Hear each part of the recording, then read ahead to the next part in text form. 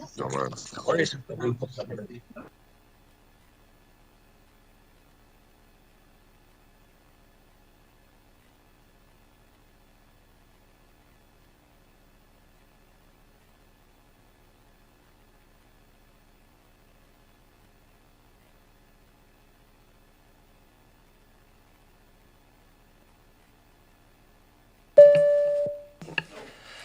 Good morning, ladies and gentlemen, fellow directors. Welcome to today's meeting of the Committee of the Whole on December 13th. First of all, I would like to acknowledge that the CVRD is on the unceded territories of the Kwetson, Malahat, Subasit, Halalt, Penelakut, Snuneymuxw, Layaxin, Pakwachin, Dididot, and Pachidot nations, whose people have walked gently here for thousands of years. Prior to continuing with the agenda, if you could please turn off your electronic devices. There will be a $50 fine should they ring during the meeting. That goes for the gallery as well, for the public, and that will go towards our something. So welcome, my name is Tim McGonigal. I will be the chair for today's meeting, and I will add a little levity into today's proceedings, just so that we can have a little fun while we do the business of the CVRD. Ms. Boyd, please. Thank you, Chair. May I have a motion to approve the agenda? Moved, seconded. Any discussion? All in favor? Opposed, if any? That motion carries. Thank you, Ms. Boyd. Thank you. Number 2, that the minutes of the Committee of the Whole meeting of November 22nd, 2023 be adopted. Moved. Do I have a seconder? Seconded. All in favor? Or any errors or omissions while we're there? None. All in favor? Opposed, if any? That motion carries. Thank you. Thank you, Chair. If there's no business arising from the minutes, we move to 4, public input period. The public input period is to offer the public an opportunity to comment on any agenda items before the committee considers the item. The public input period procedure policy allows for an allotment of 15 minutes where the speaker is welcome to comment on any items on the agenda up to a maximum of 3 minutes. This excludes items that are or have been subject to a public hearing. The speaker should comment in a polite, calm, and courteous manner using respectful language, civility, and decorum. So I will politely invite anyone within the gallery if they have any public input for today's meeting. Welcome, sir. Welcome, Mr. Chair and directors. I'm Dave Munday. I'm with the Shawnigan Basin Society.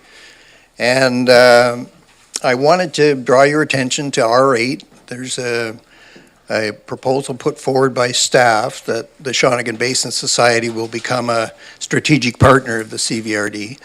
And we are very much looking forward to that. We're a science-based organization. We do a lot of work in ecology and forest tenure, water quality. We have very good relationships actually with Malahat Nation, so we're looking forward to developing those along with the CVRD. We actually have done work as well with the Cowichan Watershed Board, and we know most of the ecological groups in the CVRD. So anyway, we look forward, hopefully you will vote in favor of the strategic partnership, and we'll look forward to that. Thank you very much. Anyone else within the public that wishes to have input? For a third and final time? Seeing none, Ms. Boyd?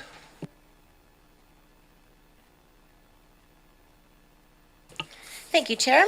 We have no correspondence and no information reports. We move to R1, report from the Facilities and Transit Division regarding South Cowichan Local Area Transit Plan. There's a presentation from BC Transit. Thank you. I believe Mr. Wakeham will do a little introduction and then we will move from there. Thank you, Mr. Wakeham. Yeah, thank you, Mr. Chair. Yeah, just a quick introduction on the first report. I'm up here for the first 2 reports, but this one is specifically on transit. So for the past year or so, the CVRD transit staff have been working with the BC transit staff on the South Cowichan Local Area Transit Plan. That was one of the high priority action items that came out of our Transit Future Action Plan, which the board adopted before that. The BC Transit staff that took the lead on the project is Seth Wright, and he is the Government Relations Senior Manager. He's going to be with us virtually here, and Aaron Thompson, who is a BC Transit Planner, just behind me. And we also have our CVRD Transit Analyst, Rochelle Rondeau, as well, behind me here to help answer any questions you might have.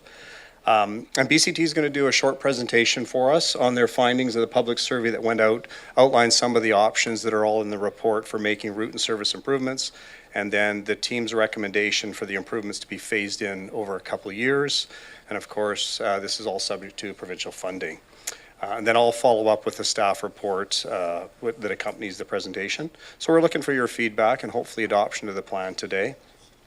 Unfortunately, Seth is under the weather today and he's not able to be here with us, but he's going to walk us through his presentation remotely. And I'm going to ask that Aaron advance the slides along because these two BC Transit folks work together and we'll be able to probably keep up with Seth's speed here. So Seth, I know you're watching from home. You can do the presentation here and Aaron will just share the screen as well here. Thank you. Thank you, Jim, for that introduction, and thank you, Chair McGonigal, for the opportunity to present on behalf of BC Transit for the work that's been done. Perhaps while the presentation is being brought up, I might say that this work was informed both by a survey that I'll talk about in a few minutes that was carried out in July to residents of the South Cowichan, where we received over 150 or about 165 responses, which is pretty good for the population of that area as a proportion of the population. So that was a strong response, but also through the evaluation and analysis of data based on current ridership patterns and where people are traveling to. So that those two pieces informs the development of this plan, which follows the Transit Future Action Plan, which you approved last year.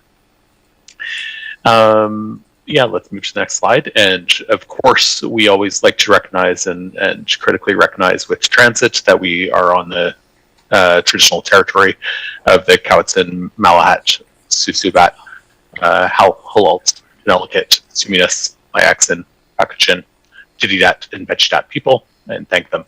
I wanted to also mention that we have carried on some conversations with, in particular with the Cowichan and Malahat First Nations through the process of this work, and those conversations are ongoing, and I'll speak about sort of the nature of those conversations in a few minutes. Next slide. Yeah, so as the staff report indicates, the key purpose of this LATP coming out of that Transit Future Action Plan was to follow that Transit Future Action Plan. That Transit Future Action Plan talked about routes around Duncan and the north end of the Cowichan, but didn't really evaluate some good options and good strategies for implementation in the South Cowichan, and said a future plan should be carried out because there's more nuance that needs to be considered. In this, but it did set some strategic priorities for what we should look at when we do this South Cowichan LATP that's in front of you today. And those priorities are to create more direct routing. So people that are on these buses, in particular the 8 and 9, are not excited about traveling through every hamlet of the South Cowichan on their way into Duncan or where they're trying to get to. So we tried to create some routing that really gets people faster to where they want to go. Improve service frequency. This is obviously a big challenge with a large rural area. So we can talk about some of those challenges in a bit, but that's fundamentally a goal of this plan, and to maintain transit service to key destinations. So with that, let's dive into some details. In terms of geographic scope, obviously people need to travel to Duncan, so that is within the plan, but sort of by default, the electoral areas I'll say it in alphabetical order. A, B, C, D, and E are specifically within the scope of this plan, and we've considered the communities listed on the left as sort of the key communities that we're looking to serve.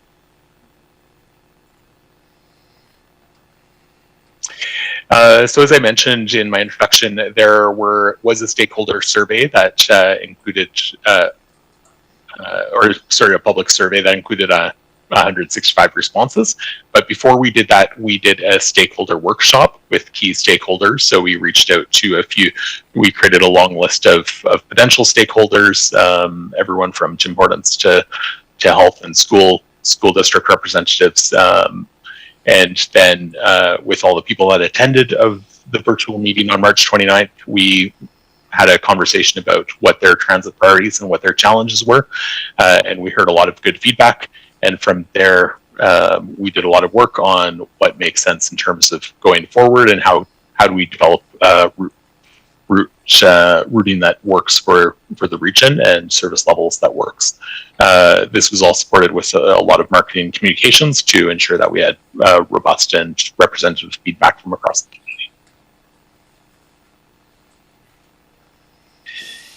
In terms of what we heard, I will go in the next few slides. I just wanted to point out actually that that this presentation is a presentation version, so it doesn't exactly mirror the final report version that is in your agenda package today. So if there's anyone trying to follow along that's a little bit confused, that's the reason. There's a few slides added to this version and a few slides removed. But in terms of what we heard from that public engagement, we heard some preferred options. Some of the options were quite close, including one option that was tied at 37% in terms of the Malahat and Mill Bay options.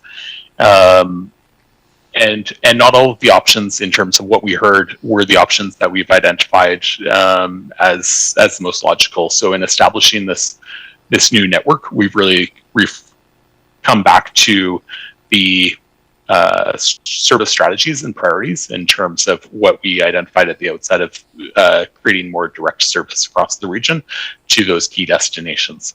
And so we've shifted things from one route to a different route, and we didn't want to have unnecessary duplication between routes. So that's sort of the high level reason that we didn't do that. And then in that survey, we received pretty much the same sequence of considerations and factors that we receive in every community where we ask this question. What else would you like to see in terms of transit service? What are your key priorities? The first one was adding or expanding transit service to new areas. The second one, improving service frequency. This is often number one. People want more buses more often. Improving connectivities to ferries, and this was specifically Mill Bay, but I think Duke Point and perhaps even Swartz Bay came up a little bit. Improving interregional connections. I would also point out that the survey was carried out back in the summer, and in September we did realign one of the early morning trips to 9:30 in the morning out of Village Green Mall down to Victoria, so there's a little more flexibility in terms of people from taking that trip down to Victoria, and there is going to be improved connections in January between the NCX and on Saturday in particular between the NCX and the Victoria Convention interregional service, and then improving weekend service. So these are sort of what the community identified as priorities in that sequence. Thanks, Aaron. This is the entire vision, and so this is how the entire vision works together in the entire network based on the recommendations contained in here for revised routes. It is more routes than we currently have and represents a fairly significant reallocation. It removes service from a couple of very small local service areas, but really where there was low ridership, I should note, but overall presents a robust increase in service, improvement in service, qualitative increase in service across the region, and so pretty excited about what it presents in terms of people's experience of using transit.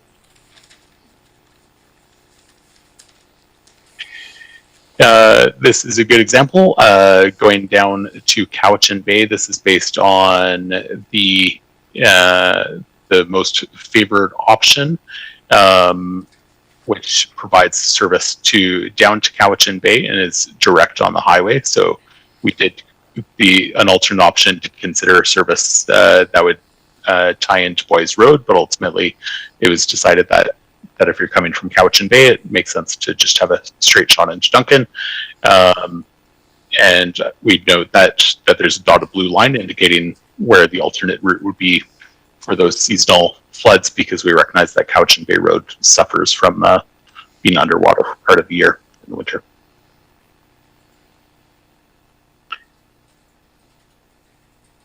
Looking at the next route, we have Mill Bay and Malahat Nation. So this is, again, that sort of straight shot fast service. There would be limited stops along the highway at key destinations, but ultimately it's getting folks down, getting the bus down to Mill Bay and getting it back as quickly as possible. On the way down, it would tuck into the Kerry Park area and then get back on the highway, go down to the Mill Bay Shopping Center, and then go down to the ferry, come back and take that other routing to the slightly to the west, and then again service Kerry Park on the northbound trip.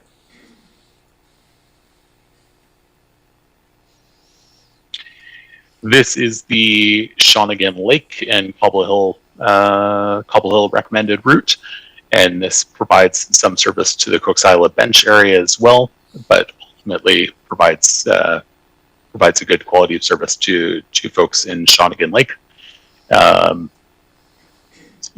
for service into Duncan.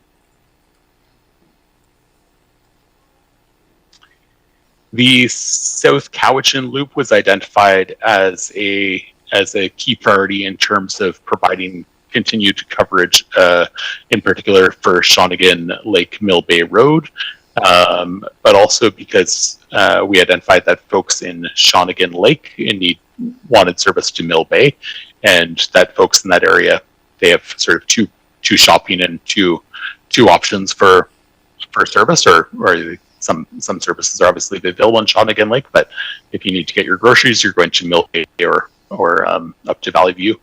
And so this provides sort of meeting your commercial needs, getting to the doctor's office, getting to the library, and getting around without having to come into Duncan if you can meet your needs in the South Cowichan area. And this would be perceived as a ambi or bi-directional route that would alternate in direction.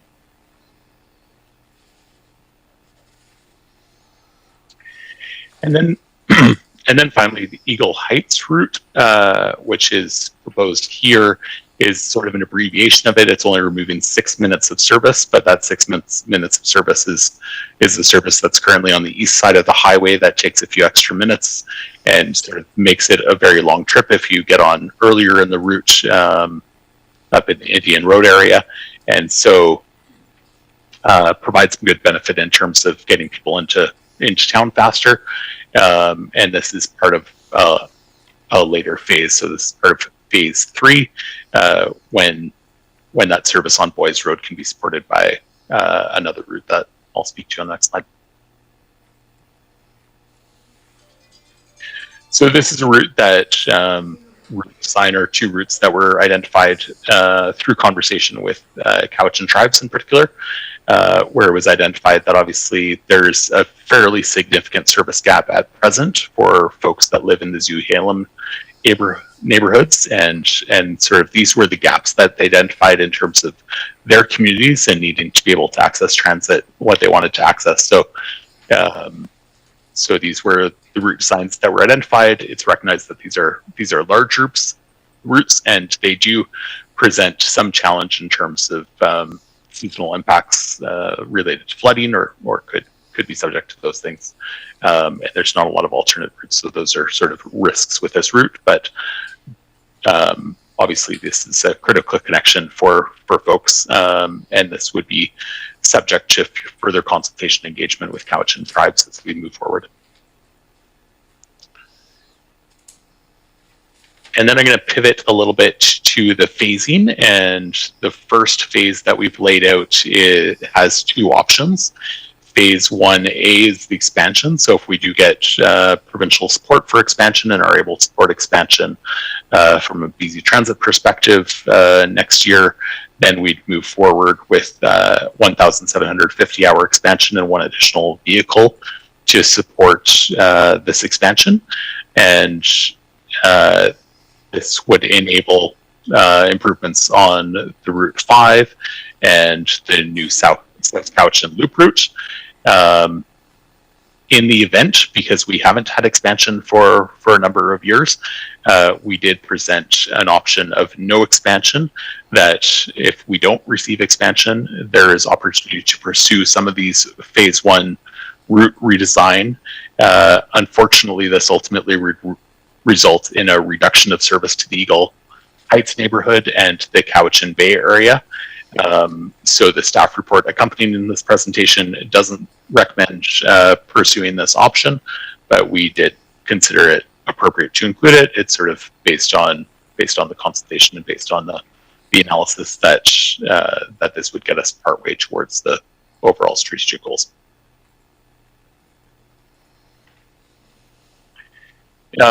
So phase two becomes slightly more complicated in that if we're piggybacking on some hours that have already been implemented in year one, then obviously the year two expansion is reduced. But if we go straight to phase two, then we'd have to invest 3,400 hours and 2 buses. So it sort of depends on what happens with expansion funding this year. But phase two enables us to introduce to maintain the current 5 Eagle Heights route, to introduce the new Cowichan Bay direct route, the new Mill Bay Malahat route, the new Shawnigan Lake route, and the new South Cowichan route. And they'd be introduced all on 120-minute headways, so intervals. Right now, the routes are sort of unevenly spaced through the day. It does present a net increase in service, but through this plan, but we're aiming for more consistent frequency, so people can have a little more flexibility and options, and there's not these sort of 3-hour gaps that we currently have in terms of service. And we'd be aiming for service from 6 a.m. to 6 p.m. based on our consultation. We heard there's a high need for early morning service in particular, and later night service on Friday and Saturday, service from 9 to 5 and 10 to 5 on Sunday.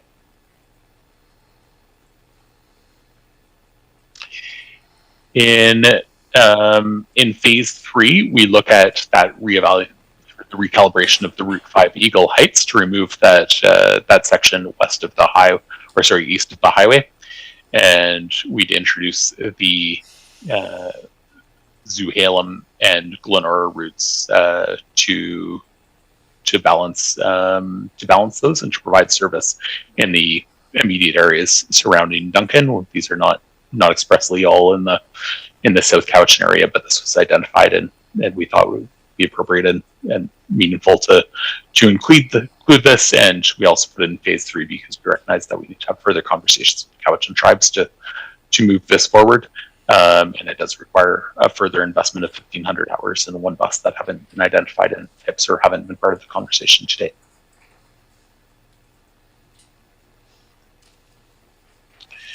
So in terms of implementation, we can carry out implementation as soon as fall of 2024, and would pursue that and remain hopeful that that's possible. We'll continue to work with staff and work towards implementation of the full nature of this plan in the coming years, as laid out in the plan in your agenda package.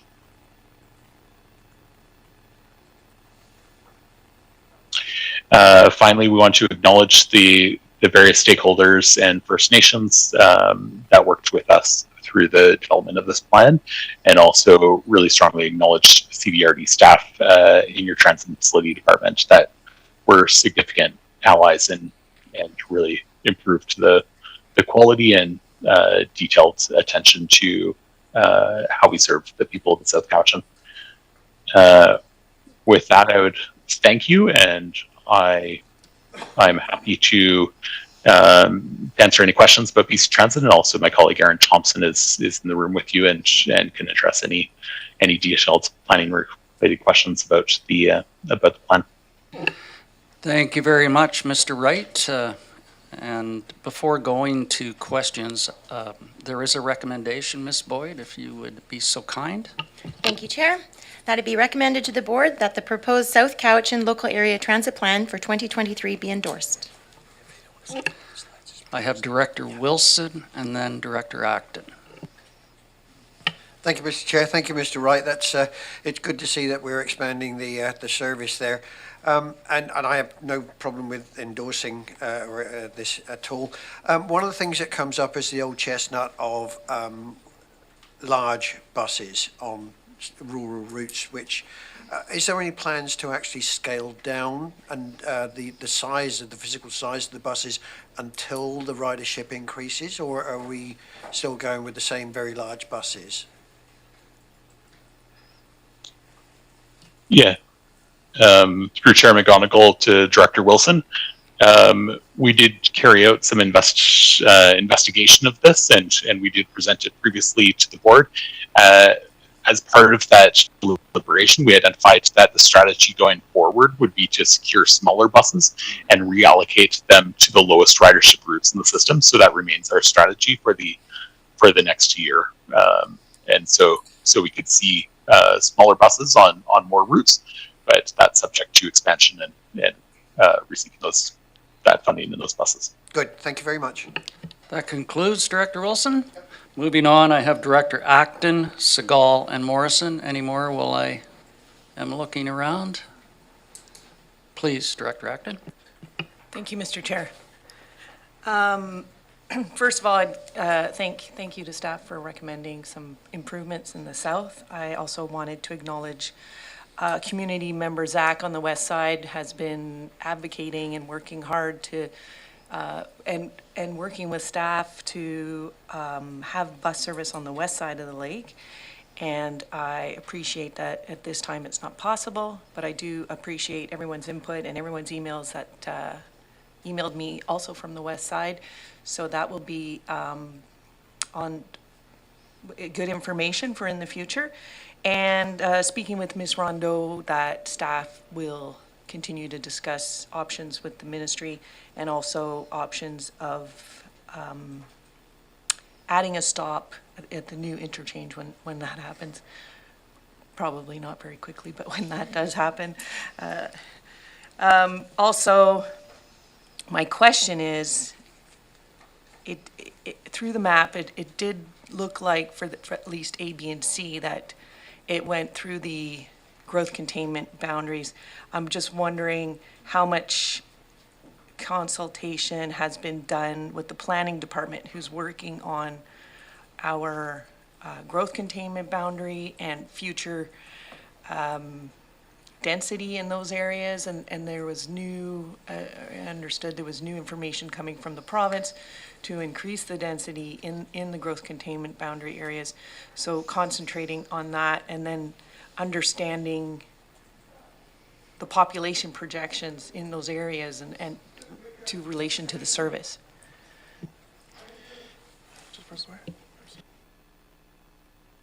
Try your mic again, please. Oh, sorry, I turned it off. Yeah, I believe I can answer some of those questions.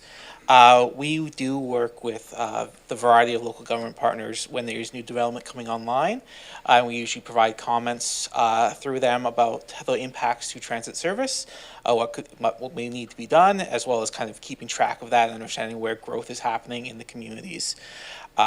Specifically about the new provincial initiatives around increased density in your transit service, that is primarily towards transit exchanges and also areas where we have frequent transit service.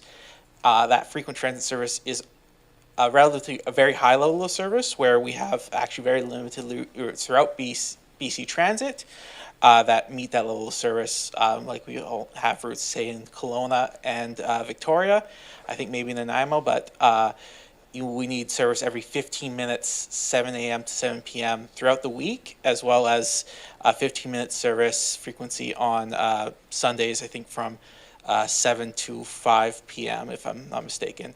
So that wouldn't affect the Cowichan Valley at this time.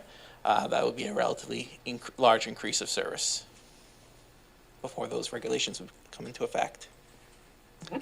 Thank you. Follow-up, Director Acton? No, thank you. That was good information, but not exactly what I was referring to, but that's fine. Thank you. Thank you very much. Next, I have Director Segal. Thank you. Yeah, I really appreciate the expansion of service, particularly the direct connection between Duncan all the way through to Malahat Nation.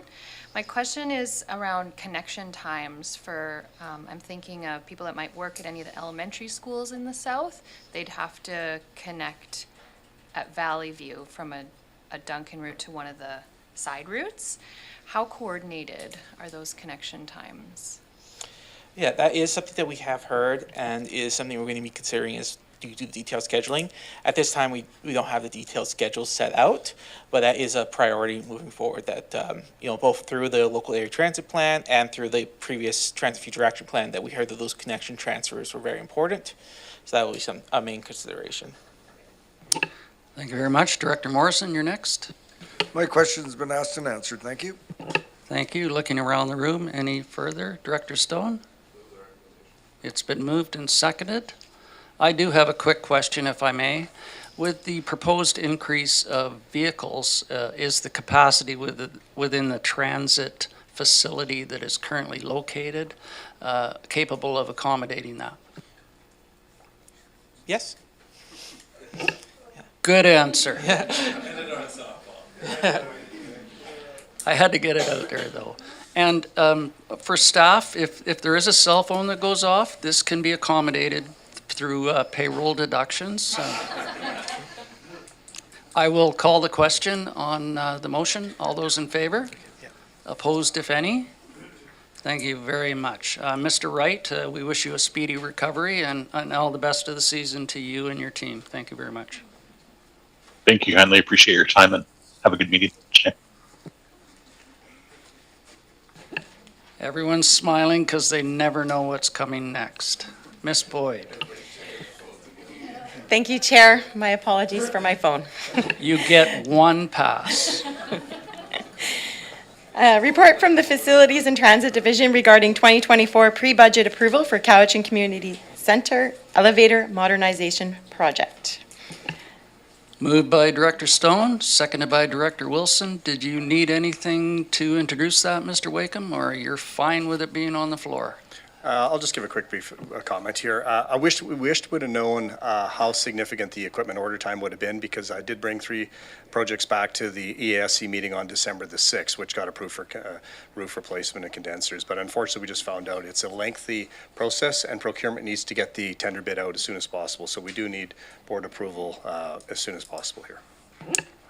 Any comments, questions? Director Acton, please. Yeah, thank you. I can appreciate that things happen last minute without realizing, but I don't recall hearing anything about this at our commission meeting. But I hate approving things without seeing the whole budget. And I'm just wondering, okay, it's become a priority. Can we review how it's funded when that budget comes up because even if it's, anyway, thank you. That's my question, I guess. Mr. Chair, through to Director Atkins. So I should have also mentioned, this item was approved at the CCC budget on November the 30th, the Core Cowichan Recreation Commission, and it's funded from operating reserve, so it's not a tax requisition item. Must have been when I left. Thank you so much. Okay, I guess we'll see the budget anyway as an entirety. Thanks. Anything further on this topic? I'll call the question. All those in favor? Opposed, if any? That motion carries. Thank you very much. And also, thank you, Mr. Wakeham, for attending in your soreness. We appreciate you being here, and speedy recovery to you too. Ms. Boyd. Thank you, Chair. R3, report from the Economic Development Cowichan regarding Tourism Cowichan 2023 annual work plan and financials. Welcome, Mr. O'Riordan. Good morning to the chair and directors.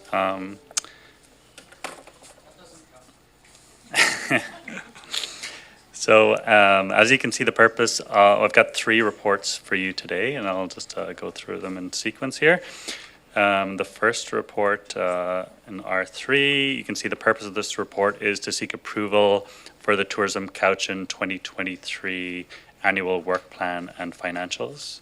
So today you'll see both the 2023 annual work plan and the 2024 before you. The 2023 plan that's on this item is connected with the previous regional tourism contribution agreement, and your approval of this item will complete the requirements for the CVRD to issue payment to Tourism Cowichan for 2023.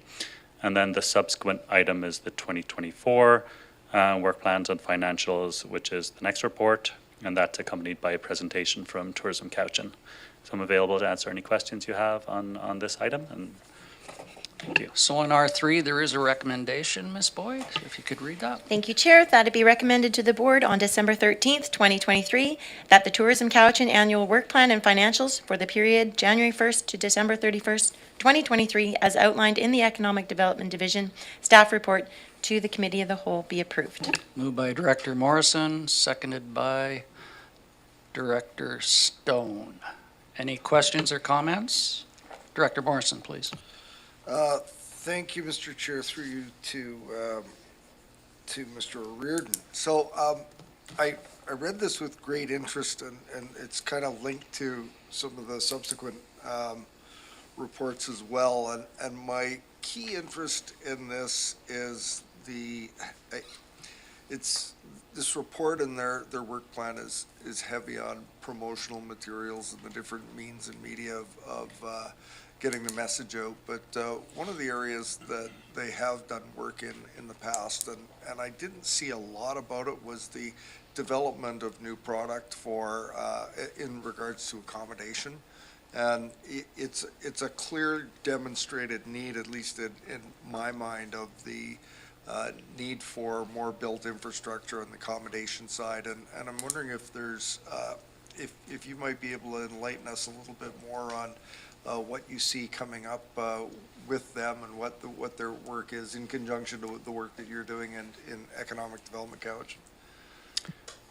Cowichan. Through the chair, that might be better addressed in the next report, but happy to speak to it then, and I'm sure Tourism Cowichan can speak to it also. So hold that thought for the next report, and that answer will be forthcoming. Anyone else? I'm looking online as well with our online participant. I don't see any, so I'll call the question. All those in favor? Opposed, if any? That motion carries. Thank you. Ms. Boyd. R4, report from the Economic Development Cowichan regarding Tourism Cowichan 2024 tactical plan and budget. We have a presentation from Kenzie Knight from Tourism of Cowichan regarding the overview of 2023 activities and plans for 2024. Introduction, Mr. Reardon. Yes, thank you. So the purpose of this report is seek approval for the draft Tourism Cowichan 2024 tactical plan and budget. Just to note, the recently approved Regional Tourism Service Agreement from 2023 to 25 outlined some changes in reporting requirements to the CVRD, including a provision for committee to provide comment on the draft work plan and financials before they're finalized. So this report is based on those revised reporting requirements. This draft plan speaks to the planned marketing activities as well as new activities connected with supporting tourism product development in the region, such as conducting a hotel needs assessment in collaboration with Economic Development Cowichan, and plans to launch a new tourism development fund in 2024, which I'm sure Kenzie will speak to. And also to provide an update on November 8th, 2023, the board provided direction to staff to work with Tourism Cowichan to explore options to increase the annual grants to visitor centres in the region. Tourism Cowichan has responded that they indicate they are not in a position to increase funding to visitor centres at this time. And in 2024, they plan to initiate a comprehensive review of the current funding structure and to explore creative ways to support visitor services. So just to provide that update. So Kenzie Knight from Tourism Cowichan is here to provide a presentation to accompany this report. So I'll hand you over to Kenzie now. Thank you. Great. And we can have questions afterwards for both of us. We'll hold the questions till afterwards for sure. Welcome, Ms. Knight.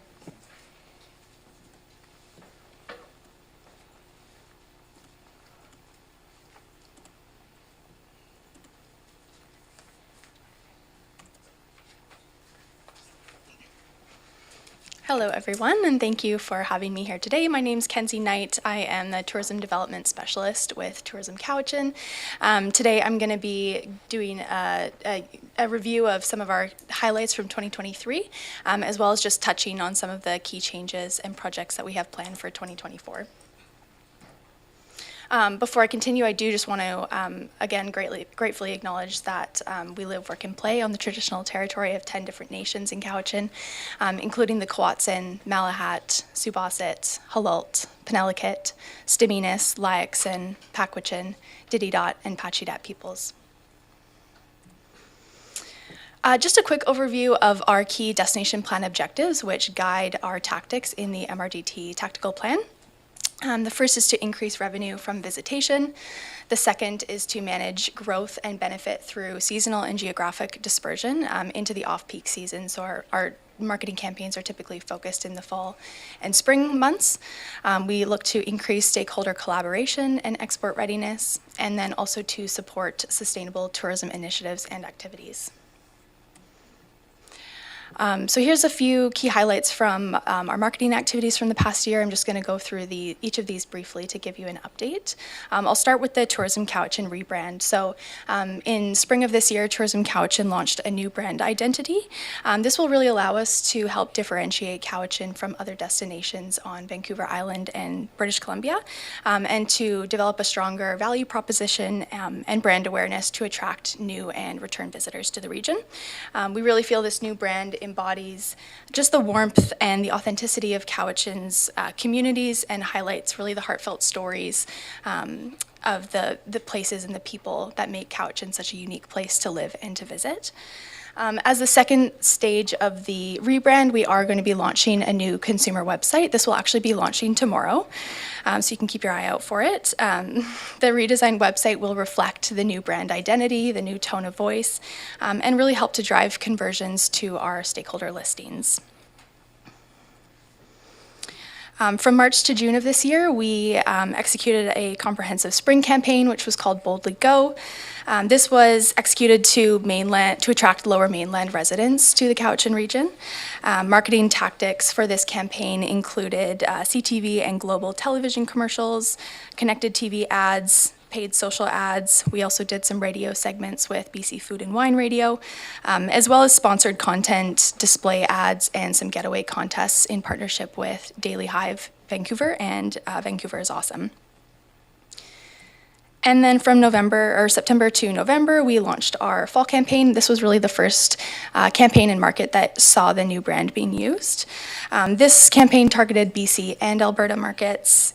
Key tactics included email marketing with Times Colonist, CTV and global television commercials, connected TV ads, some CTV stakeholder interview segments, some BC Ferries tabletop ads, and some sponsored content, again, with Vancouver is Awesome.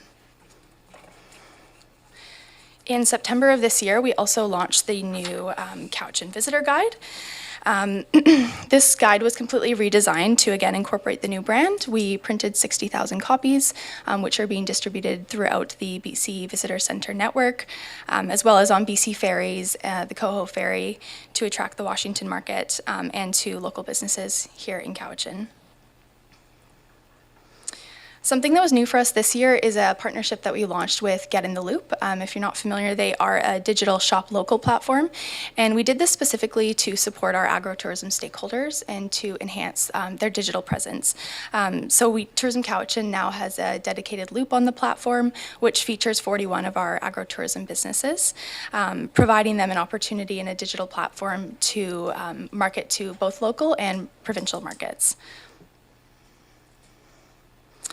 We also conducted some image and video acquisition throughout the year to capture photography and video that embodies the Cowichan brand, also helps to fill content and activity gaps, and supports storytelling for our marketing tactics. So we collected over 400 new images in partnership with 35 different tourism businesses.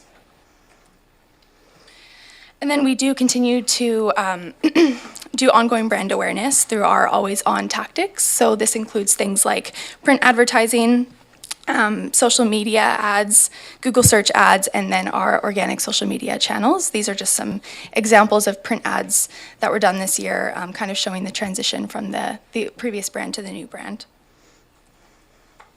And then lastly, on the marketing side, we do partner with sector organizations to target specific activity-based visitor markets. So things like the BC Ale Trail, the BC Bird Trail, Ahoy BC, which is to target recreational boaters, Ride Island on the mountain biking side, and then Golf Vancouver Island, Paddle BC, and the BC Farmers Markets. Switching gears to stakeholder engagement and industry development. This year, Tourism Cowichan partnered with GoToHR to facilitate 3 in-person workshops for Cowichan stakeholders. These complimentary workshops provided an opportunity for managers to, to receive training, as well as for frontline staff to receive some customer service training. So that was something new this year that we do plan to continue to offer again next year. We also held some Tourism Tuesday sessions throughout the region, which just provided an in-person opportunity to engage with stakeholders. In total, over 140 one-on-one stakeholder meetings were held during the 2023 year. And then, as Barry mentioned, we do provide support for the Cowichan Visitor Centers in the region. In 2023, $50,000 was administered to the 4 visitor centers to support visitor servicing and staffing costs. Moving to research, we did conduct 2 different research studies this year, a resident sentiment study as well as a visitor sentiment study, and these will both be available on the new website tomorrow when it launches. These were completed in partnership with the VIU World Leisure Center of Excellence. The purpose of each study was really to understand visitor and resident perspectives on tourism development in the Cowichan region, as well as the positive and negative impacts that tourism may have on residents' quality of life and on their communities. And then we also are currently doing a Trails Impact Assessment in partnership with the Cowichan Trails Stewardship Society to look at the economic and social impacts of the trail systems in Cowichan. So survey data is currently being collected and will continue until just for a couple more weeks here.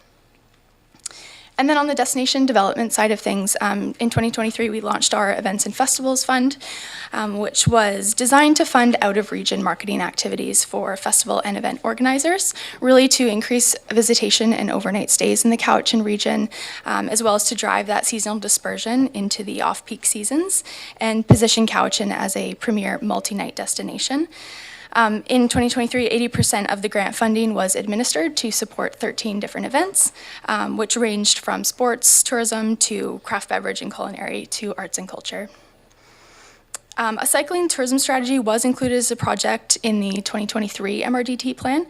The timing of this tactic has been delayed to 2024, so that is still in the books for next year. The goal is to complete a regional cycling strategy that will help position Cowichan as a premier destination for cycling tourism, and also to identify steps for improved alignment across the different sectors.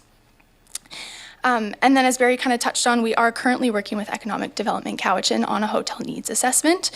And this study will help to provide insight on the current market and the economic potential of future hotel investment into Cowichan, as we do recognize this is a significant gap and challenge for the tourism industry here.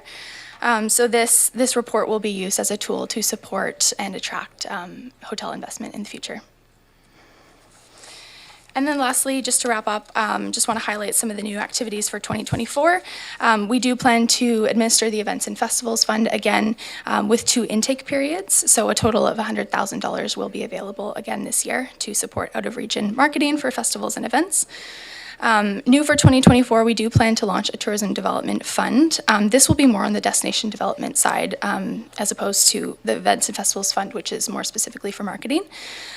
So this fund will allow community members and business owners to access funds that support the creation and enhancement of increased tourism product. The goal is to really diversify product offerings in Cowichan and improve the attractiveness of our destination with year-round attractions. In 2024, we also plan to create an online ambassador course that will be available for frontline staff, as well as community members and volunteers to receive training on how to become knowledgeable tourism ambassadors in the region, to help create those exceptional visitor experiences, no matter what facilities visitors are walking into. And then lastly, to conclude, in 2024, Tourism Cowichan is working towards becoming a Biosphere certified destination through the Responsible Tourism Institute. So Biosphere is a globally recognized sustainability certification, and as part of the process, we will be developing a sustainable tourism action plan that aligns our destination development projects with the United Nations Sustainable Development Goals. Thank you. Thank you, Ms. Knight. Prior to going to my questions, I'll ask Ms. Boyd to read the recommendation, please. Thank you, Chair. That it be recommended to the Board on December 13th, 2023, that the Tourism Cowichan Tactical Plan and Budget for the period January 1st to December 31st, 2024, as outlined in the Economic Development Division Staff Report to the December 13th Committee of the Whole meeting be approved. Thank you. I have a speakers list of Director Justice, Stone, Wilson, Director Ishdash. Any more while I'm here? I think maybe Morrison? Ian Morrison was on first. That's what I said. And Abbott. So Abbott, Justice. Here we go. Morrison. Thank you, Chair. I'm really looking forward to your visitor center funding discussion. Because I was there when some of the current levels were established, and I'd love to hear what's going to happen in the near future. Hotel needs assessment, I'm particularly interested in that because, I think my neighbor next to me is the last one to have any sort of hotel infrastructure built in the region, and I think there's a desperate need for more. Just if you could comment on, I've just reviewed your budget again, and clearly there's adequate resources coming in, it appears, and it looks like you've also accounted for a redirection of the MRDT OAP funds. So I guess that just in general, you're here about our 120,000, but are you feeling you're well-resourced for your upcoming work plan for the year? Yes, I would say we are. Looking at the budget, you'll see there are some surplus funds from carry forward. This really is a result of the COVID-19 pandemic and having to significantly decrease marketing tactics over those years. So those funds have carried forward, but looking to strategically spend those monies over the next couple years. That concludes. Director Justice, please. Thank you, Mr. Chair, through you. You touched on fulfilling the requirements to become a Biosphere certified destination. Could you describe a little bit more about what that means and what's involved in that, and maybe also elaborate on some of the other ways that Tourism Cowichan is working towards sustainability goals in tourism and destination development? Mm-hmm. Yeah, so the Biosphere certification runs in alignment with the United Nations 17 Sustainable Development Goals. So to fulfill the requirements of the certification, we have to identify a certain number of projects that are in alignment with those goals. They can be economic, socio-cultural, environmental goals. For example, one project that we've started on that we're looking to enhance next year would be our accessible travel guides, providing content for barrier-free experiences in the Cowichan region. As far as in the environmental side of things, I think that's something that we're looking at ways we can support environmental stewardship projects in the region. We haven't quite identified what that will look like yet. We're working with 4VI, previously Tourism Vancouver Island, who will be helping guide us through that certification process. That concludes. Thank you, sir. Moving on to Director Wilson, please. Thank you, Mr. Chair. I think Director Justice had touched on this when he mentioned sustainable tourism, but there was also a phrase of responsible tourism in there as well. What could you expand on that one, please?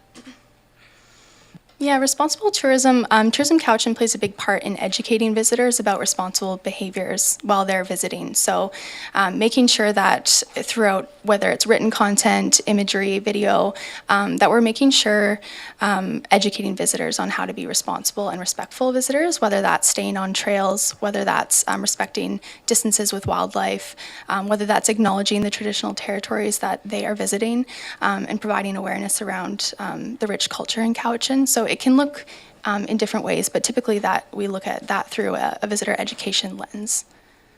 Thank you, Mr. Chair. Concluded. Thank you, sir. And moving on to the best dressed director currently at the table, Director Stone, please. Okay, you got a Christmas jacket, you got to wear it as many times as you can. Well, I did want to move the recommendation, if I might, and see if there's a seconder, and I'll speak to it.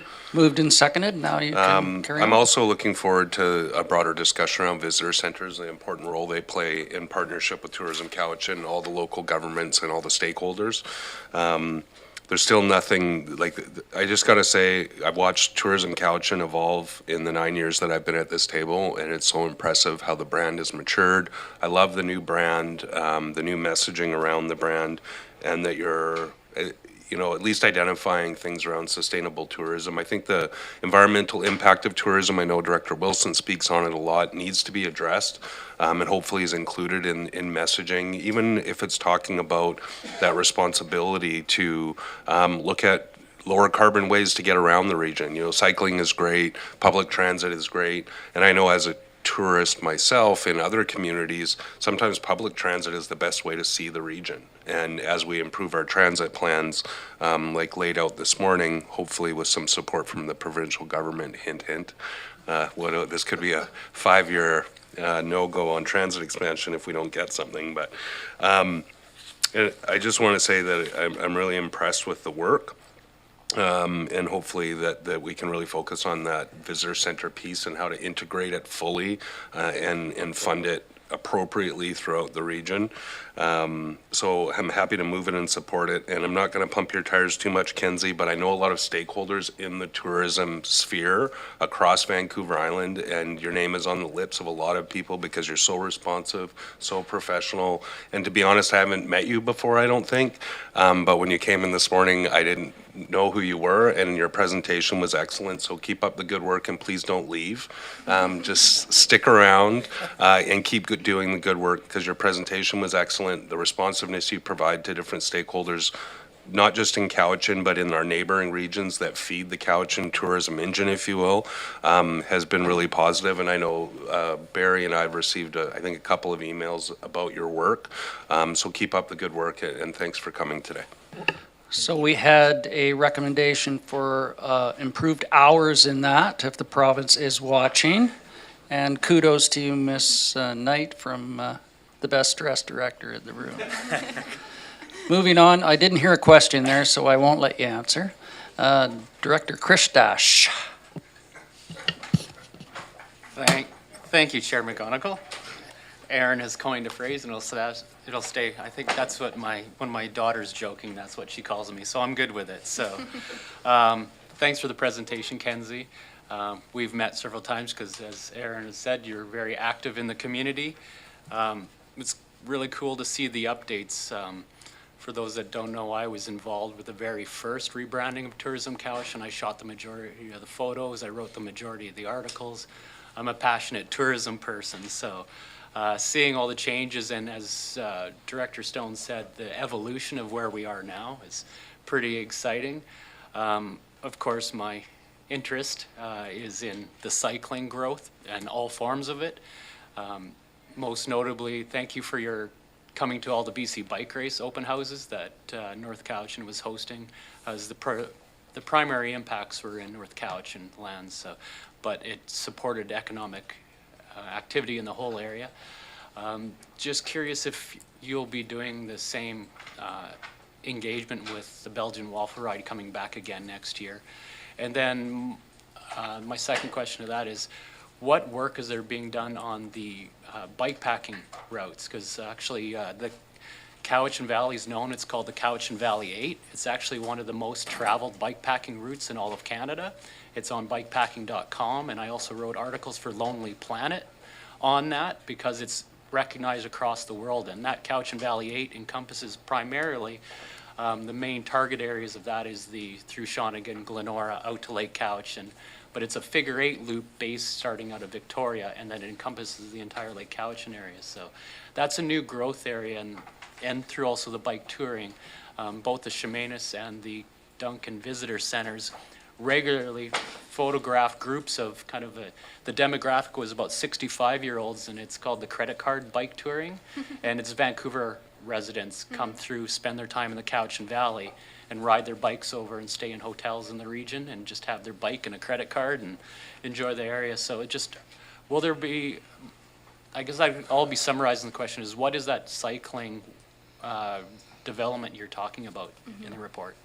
To answer your first question, yes, we will be engaging with the Belgian Waffle Ride as they are planning to return next year, and we see that as a large economic driver for the region.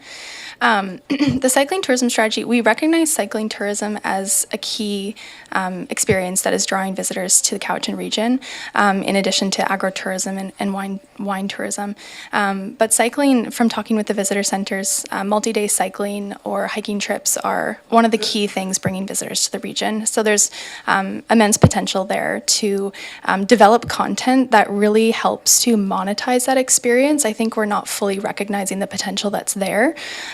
So we'd be looking at ways to help package experiences like you're talking about bike packing, whether it's bike packing, road cycling, mountain biking. How can we create a stronger awareness of Cowichan as a destination for that type of activity, and make sure there's alignment across sectors. And what I mean by that is making sure that businesses are cycle friendly, that they have infrastructure or promotions that are attractive to cyclists, so that they're willing to spend longer stays in Cowichan and spend more money while they're here, because we do recognize they're a high value traveler that we want to attract. They're often very sustainable, conscious, and environmentally conscious. So that's the type of visitor that we want in Cowichan, but we want to make sure that they're supporting local businesses while they're here, and not just coming, riding the trails and then leaving and not necessarily spending money in the community. So it's really about developing content, cycle guides for how we can strengthen awareness there, and work with First Nations and municipalities as to the assets that already exist in the region, and just how we can create more of a broad experience, if that makes sense. Thank you, Director Ishtash. Appreciate it. Director Acton? Thank you, Mr. Chair. Yeah, I just wanted to echo the comments about the brand looking so great. It does look really good. It's more distinguished than other areas. And it's clearly representing our strong points and suits, and the outdoor and the nature part really stands out. But I guess, so then I look at your membership on your board, and you have a few empty spots, so I hope that you'll really be able to attract some biker groups or stewardship groups of parks, or parks individual or a parks employee. Actually, I do know a parks employee from Victoria, but he lives in Cowichan and probably would want to be on that board. And then my second comment is, though, so still when I go to the mainland, the word Cowichan, nobody knows, I think almost wondering if you ever considered just going back to basics of educating the mainland of what Cowichan is. Because you say the word Cowichan and people don't even know. Yeah, and it's not just on the mainland. Even Victoria, we attended the Victoria Guest Services showcase, and oftentimes Victoria residents aren't even familiar with the Cowichan region or the boundaries of the region.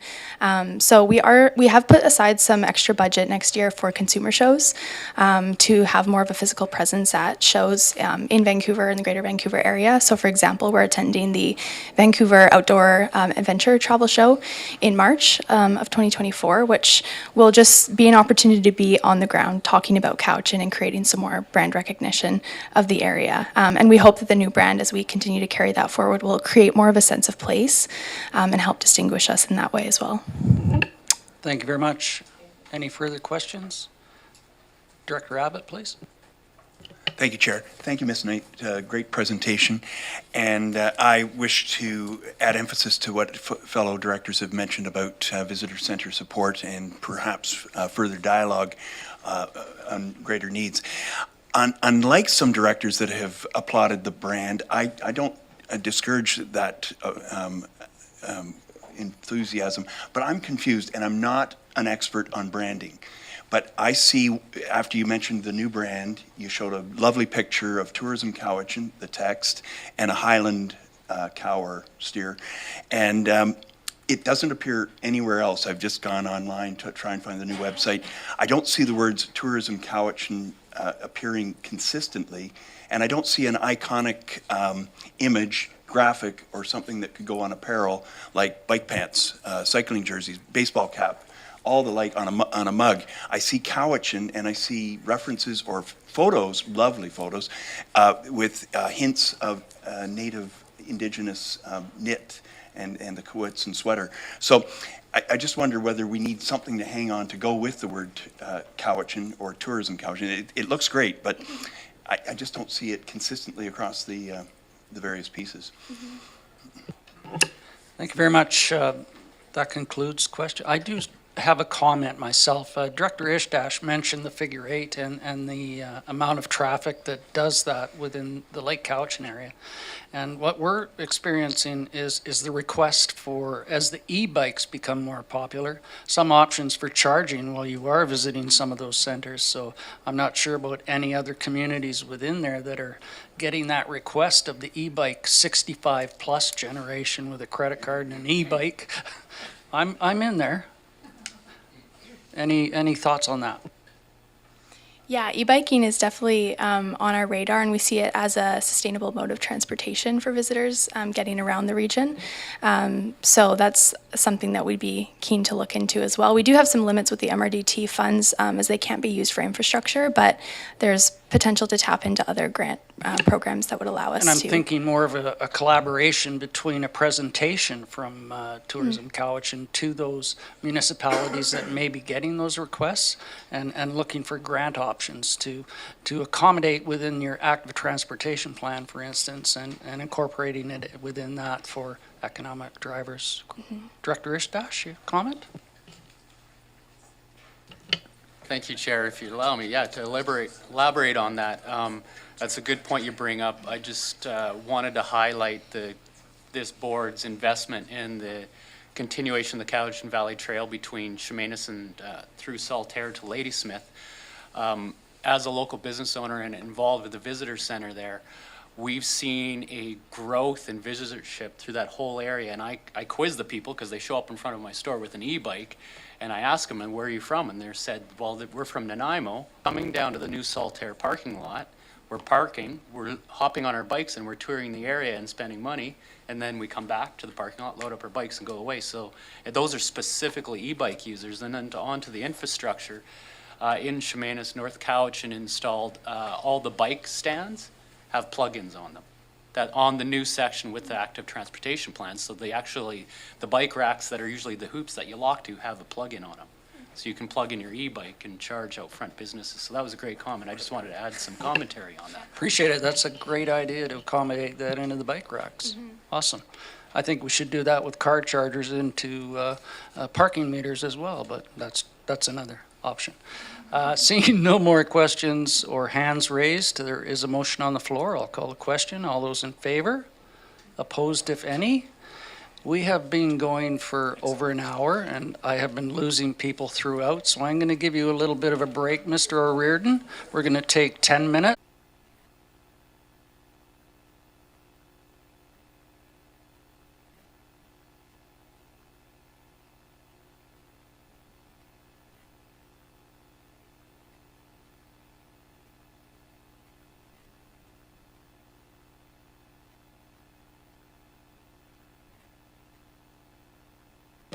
And we are live, ladies and gentlemen. We'll continue with the agenda. Ms. Boyd, the next item, please. Thank you, Chair. We're at R5, report from the Economic Development Cowichan regarding 2024 municipal and regional district tax affordable housing plan. Mr. O'Riordan. Good morning again. So you can see in front of you, the purpose of this report is to seek board approval or committee approval for the 2024 Municipal and Regional District Tax Affordable Housing Plan. So if approved, this plan will be submitted to the province as part of the 2024 Municipal and Regional District Tax Submission, which was part of R4.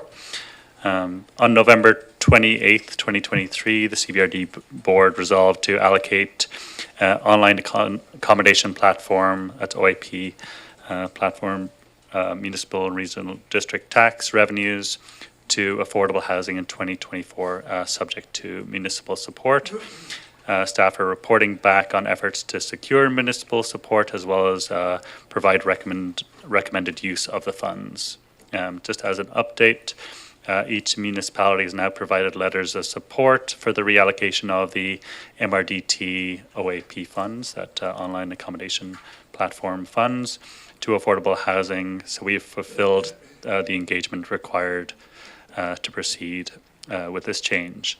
So in this report, staff are recommending that 100% of the OAP MRDT revenues are be directed to the CVRD's existing regional housing service for distribution as per the municipal and regional district tax program requirements. There are a few reasons for this recommendation. One is that the revenue amounts expected through the MRDT OAP program are relatively small, estimated currently at $176,000 for 2024. And there's already an established mechanism to distribute the funding through the Cowichan Housing Association's Project Development Fund and the Rental Housing Contribution Fund. And both of these processes include established CVRD oversight. So then to support this approach, staff are recommending that the MRDT Affordable Housing Plan for 2024 be approved, and that Schedule B of the Financial Contribution Agreement between the CVRD and Cowichan Housing Association be updated to incorporate the criteria specified by the MRDT program for the appropriate use of online accommodation funds for affordable housing.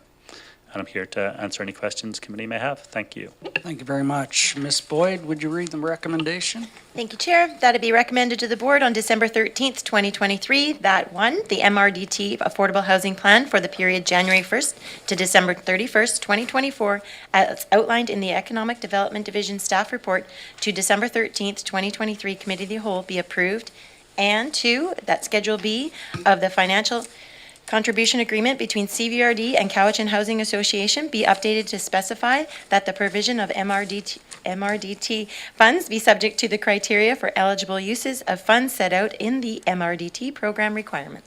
Thank you very much. I do have a speakers list, but first of all, I hope that doesn't include the OAP that I am getting every month.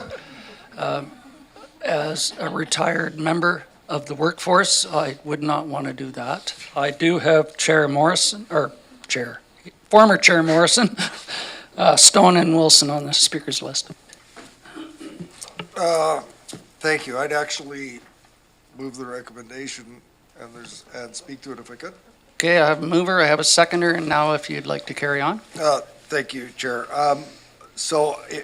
My only preferred option to this would have been if the MRDT OAP would have allowed for allocation to enforcement, but since that's not a provision available to us, this is the next best thing, and I think it's a great thing, and would ask my colleagues to enthusiastically support this recommendation. Thank you.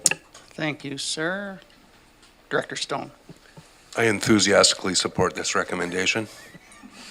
Great question. Director Wilson. Thank you very much, Mr. Chair. What they said, but also, Barry, did you mention a figure of 176,000? Was that the number I heard? Yeah, that's the number based on 2022 revenues. Good. That's a fair, substantial amount. Thank you very much. I do support this.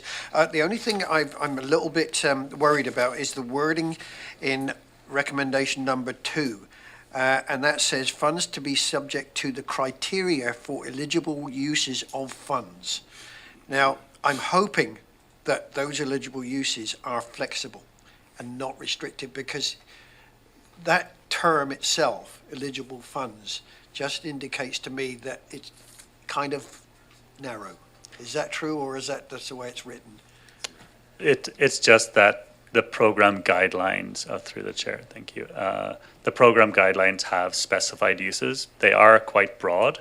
Good. But they are also specific. So we want to ensure that we meet that criteria for reporting requirements. And the reason I'm asking that, if I may follow up here, is because as far as I recall, CHA is now beginning to broaden their aspects of what they were doing before, which is a good thing. And I want to see that continue, especially if they're getting another 176,000, to continue to include as much as they can and not be restricted in it, not in any form, but certainly let's see if we can be flexible and help and get this stuff going. Thank you, Mr. Chair. Thank you. Any further questions?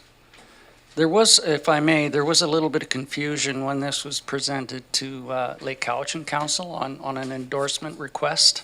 There was a number of members of the public who, after reading it, thought that the whole MRDT would be accommodated into affordable housing. We had to verify that it was only the online platform that would apply for this. So with that, there was unanimous endorsement within our council, and I'm sure other councils supported that as well.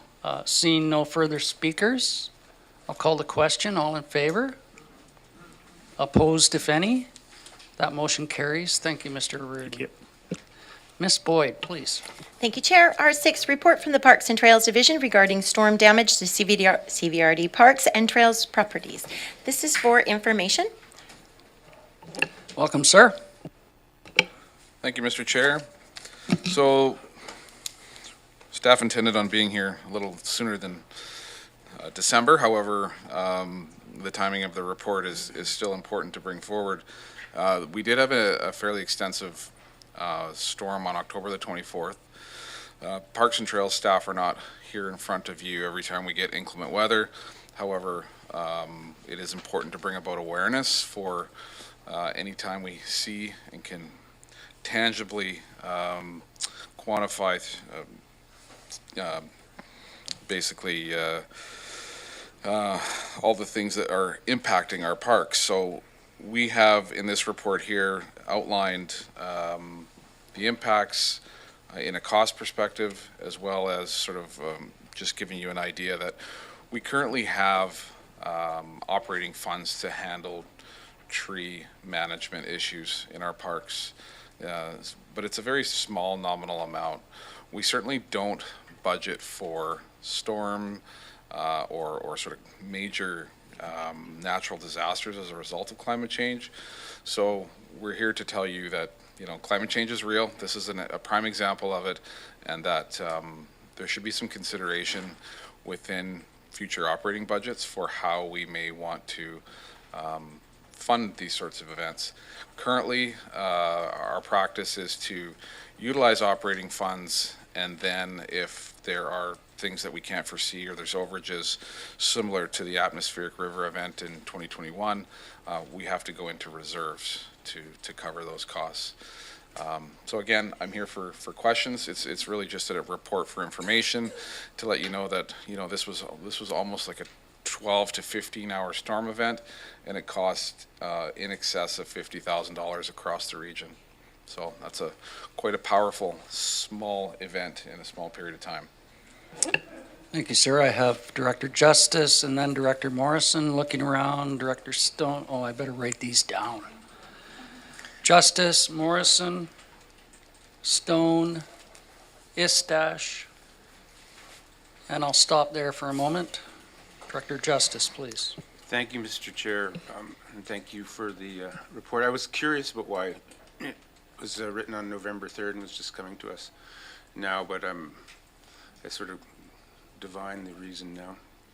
Anyway, the $50,000 figure for once the cleanup is complete, do those costs include CVRD staff time that would be diverted from other work, or is it just extraneous costs?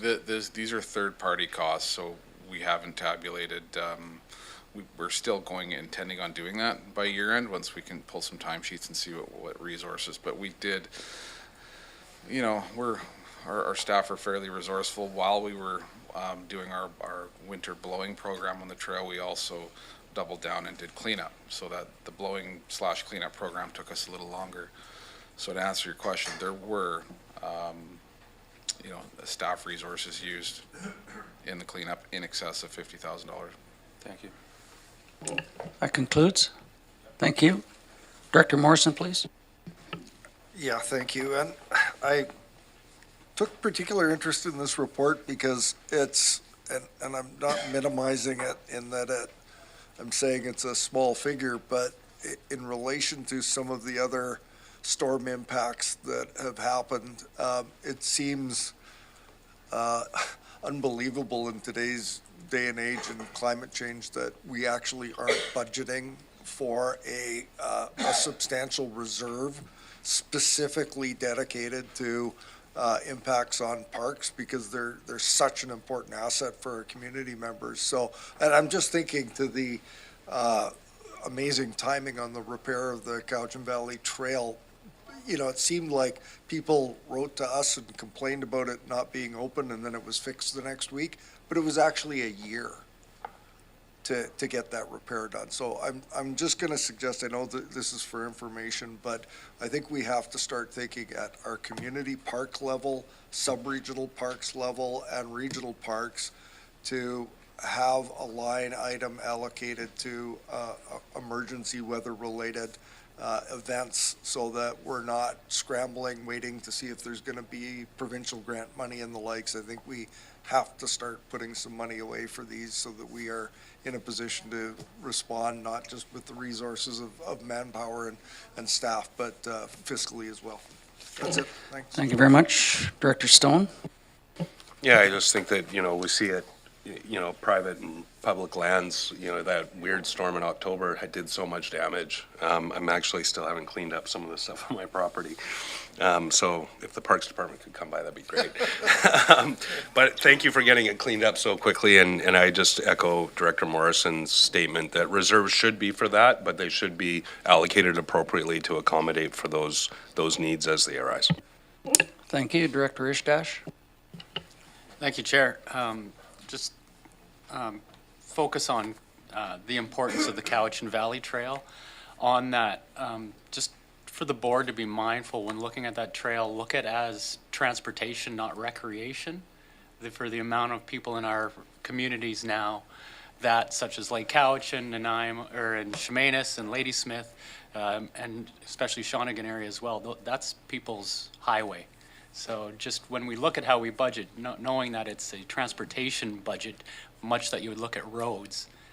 So that same level of importance. Of course, it's a great recreational asset, but some people don't have cars anymore, and that's their safe way to get around. So thanks for bringing this to our attention. And yeah, definitely impact is greater and more prevalent and recurs more often now. So just be mindful it's a transportation route as well.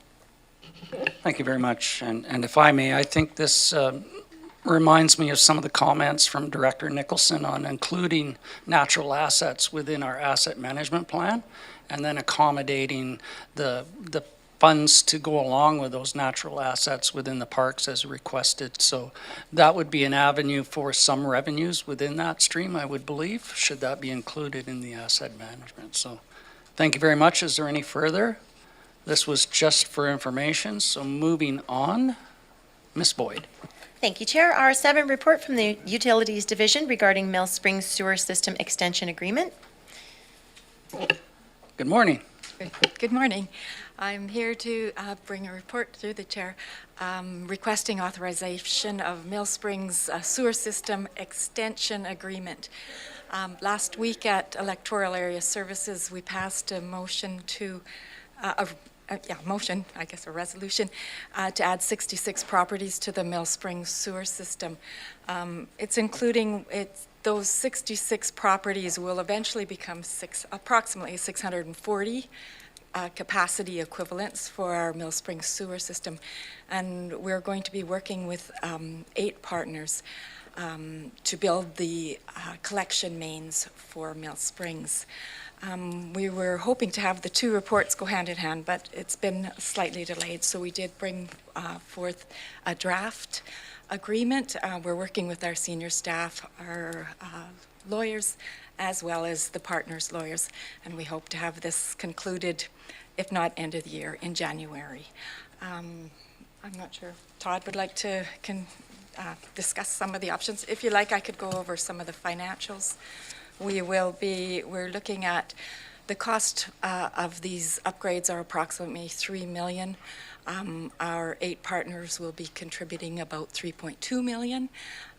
We've agreed not to have a latecomers agreement. Any of the excess funding will go into reserves. We also have about a 20% contingency in our tenders costs.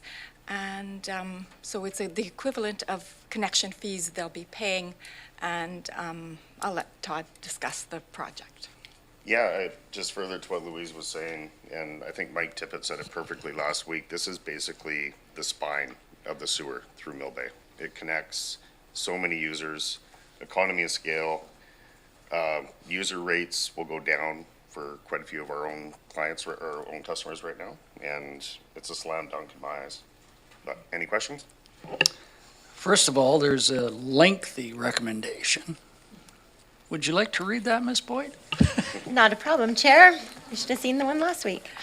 That it be recommended to the board that the Cowichan Valley Regional District enter into the Mill Springs Sewer System Extension Agreement with the following owners based upon the following allocated system capacity units, the equivalent units within Mill Springs Sewer System. That would be Brentwood Bay College for 150 equivalent units, Bayview at 30 equivalent units, Peninsula Co-op at 20, Cove Strata VIS 5068 with 24 equivalent units, Lamona and Stonebridge Development Affiliated Companies 325 equivalent units, Mill Springs Synergy Mall Properties 32 equivalent units, Mill Bay Marine Group with 25, and Shell with 40 equivalent units.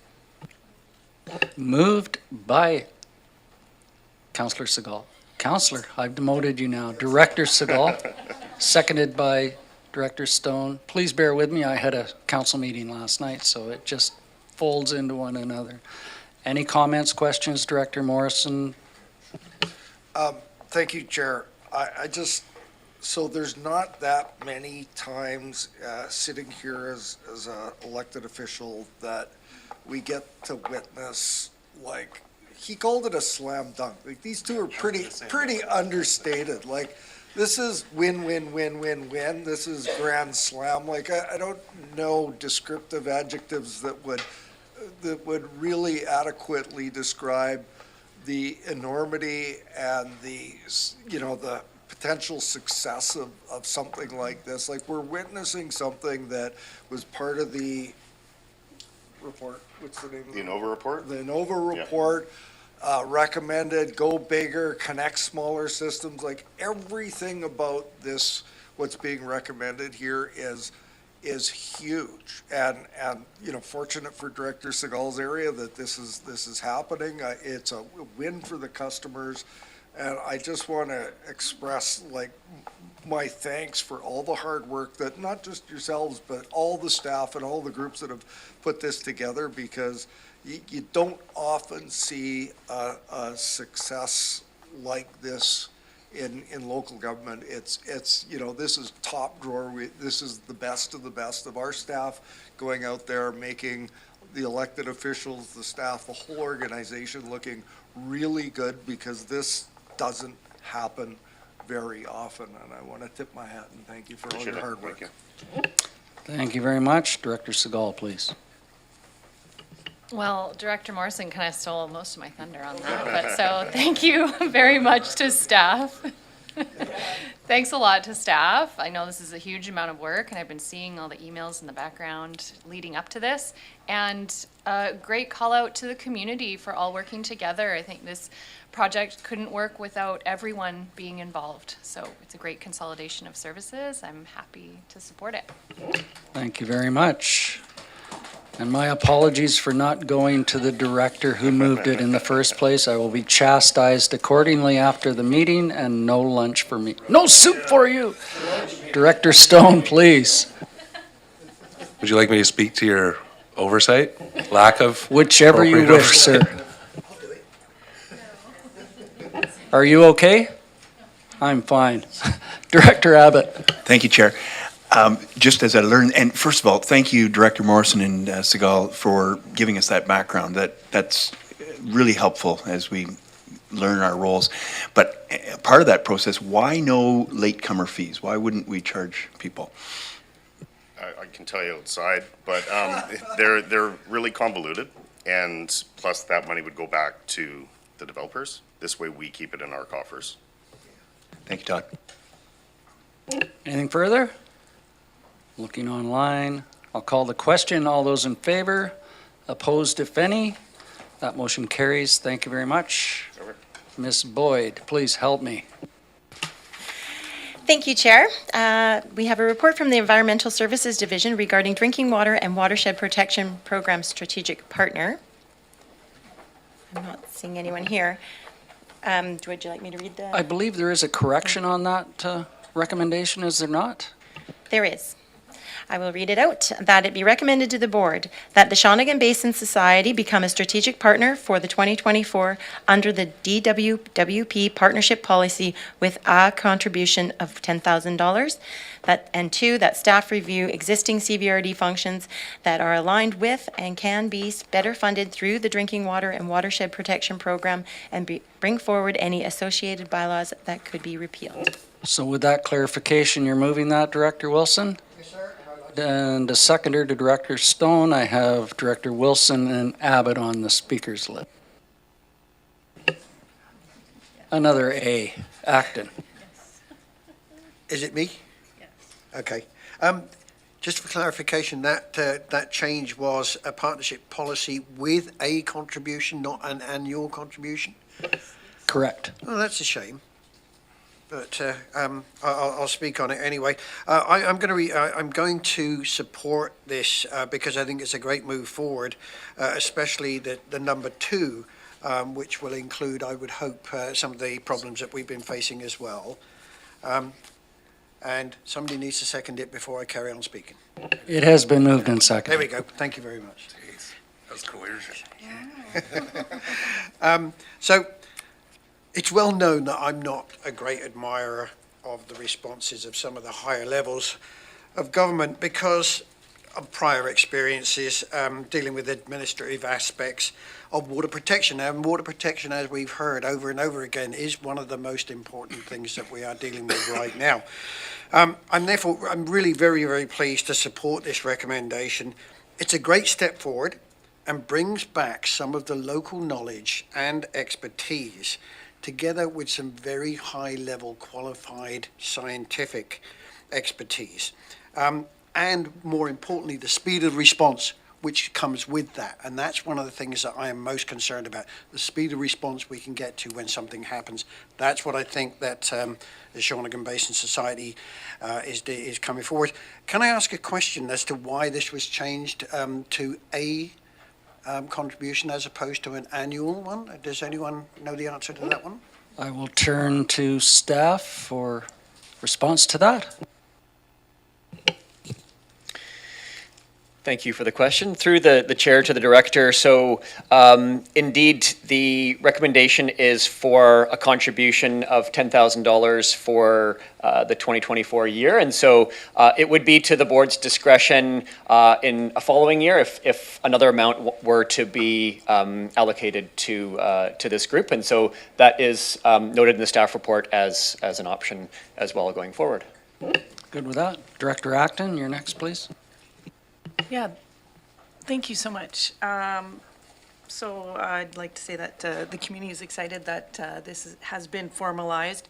The Basin Society has received funds through this function before, but this way, we can see it, even though by changing the annual, I did not know that until right now, but it makes sense because it can start that annual contribution that will happen every year as they continue to work with the CVRD.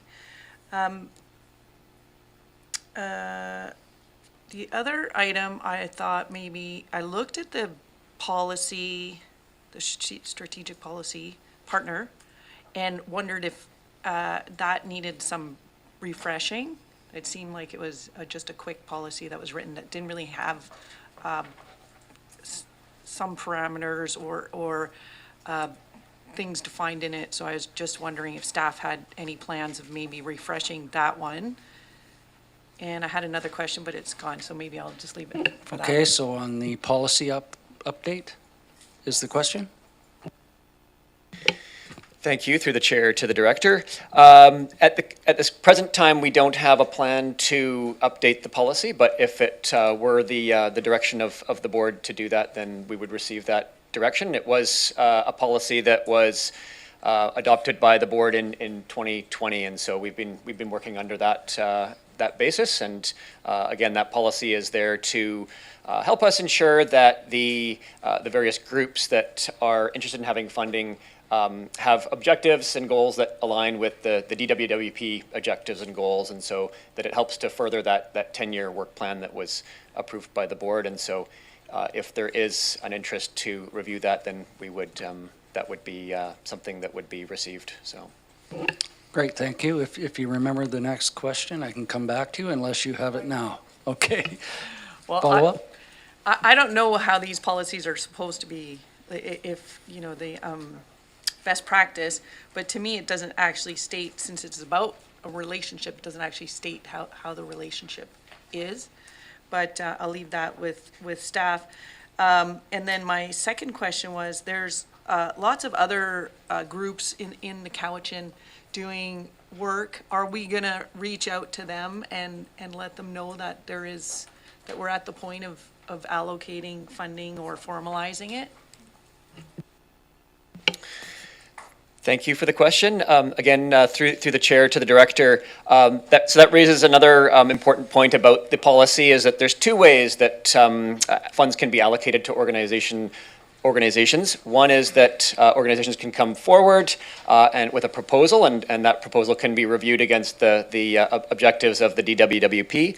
Another way going forward is that there is a plan to create a notification process so that other groups that may be interested in coming forward would do so. And so that's part of the policy, as one of the streams available, but something that is also noted there in the policy. So.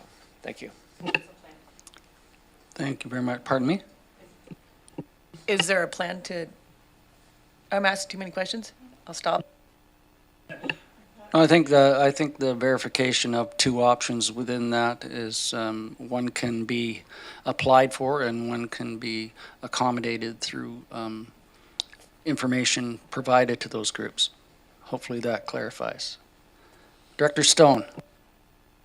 Well, I just wanted to thank Mr. Lawrence and the department for the work to get us there, and hopefully it's the start of a growing relationship. And pointing out that there are a number of stewardship groups throughout the region and a number of important bodies of water above and below ground. Right, Director Martman? Lakes above and below ground.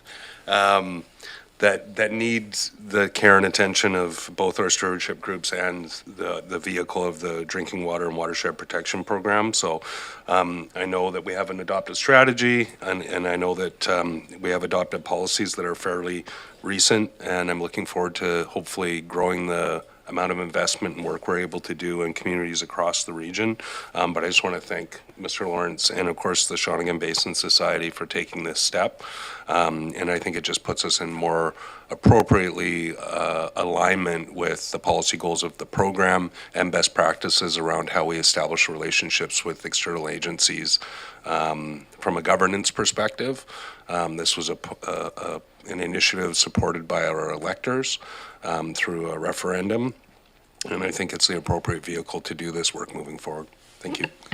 Thank you, Director Stone. I have Director Nicholson next, please. Thank you. Yes, I definitely support this. And just to follow along with what Director Acton and Director Stone brought up, I think that we should perhaps review this policy and update it, because I find it lacks clarity about the two different streams that are possible. And I also think the Drinking Water and Watershed Protection Program has had some hiccups at becoming established and achieving the work plan that was established for the 10 years. And I think we maybe need to rethink how we can get some of this work done and really make a more conscious effort to reach out to the very engaged stewardship groups to help us because, yeah. Thank you. Thank you very much for that. Any further comments, questions? So there is a recommendation that has been moved and seconded. I'll call the question. All those in favor? Opposed, if any? That motion carries. Thank you very much. Moving forward, Ms. Boyd. Thank you, Chair. R9, report from the Emergency Management Cowichan regarding the Emergency and Disaster Management Act for information. Just for information, anyone have anything on that? Ms. Diver is online, which I'm not watching. So Ms. Diver, please. Yeah, I'm just here for questions. This is really just a flag for the board. We are going to be bringing back much more information about this. It has significant cost impacts, resource impacts, but we just don't know the full scope until the regulations start rolling out, as well as the provincial response to how they're going to support local authorities in implementing. Thank you very much. I do have Director Stone. Thank you. Just to keep it brief, but we had a conversation on our strategic planning around advocacy, and I think this is one of the key issues we're going to have to advocate on. This provincial government is forcing a lot of cost downloads onto property taxpayers and onto local governments, puts us in the crosshairs of people's financial struggles as property owners, puts our budgets under strain, puts our staff under strain, and we're seeing it across the spectrum. That these responsibilities are being put onto local governments without adequate funding, without adequate provincial systems in place to respond to the requests from local government. We have a number of outstanding requests to the provincial government on new policies and laws that they've adopted, putting responsibilities on local government that have gone unanswered around emergency weather response, around disaster response. And it's local government is not the appropriate authority with the financial realities that we face to be shouldering the costs and the costs on our human capital as well. And that's not to commoditize our people. It's exactly the opposite. It's that if we're going to take the lead role in caring for people during times of trouble, whether it's social issues, mental health and addictions, homelessness, housing, these are traditionally not the responsibilities and purview of local government. To put us in that responsibility role, but not reflect on the lack previous to all these new responsibilities being downloaded onto local government, the lack of funding capacity that we have is frankly irresponsible.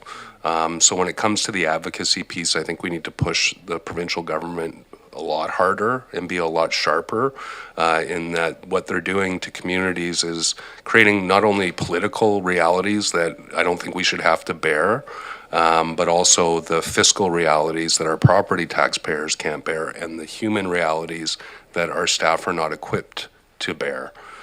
So hopefully as these steps move forward and the regulations roll out, they will come with appropriate funding. But to this point, I haven't seen many initiatives that the province has put forward, those responsibilities onto local government that have been appropriately funded.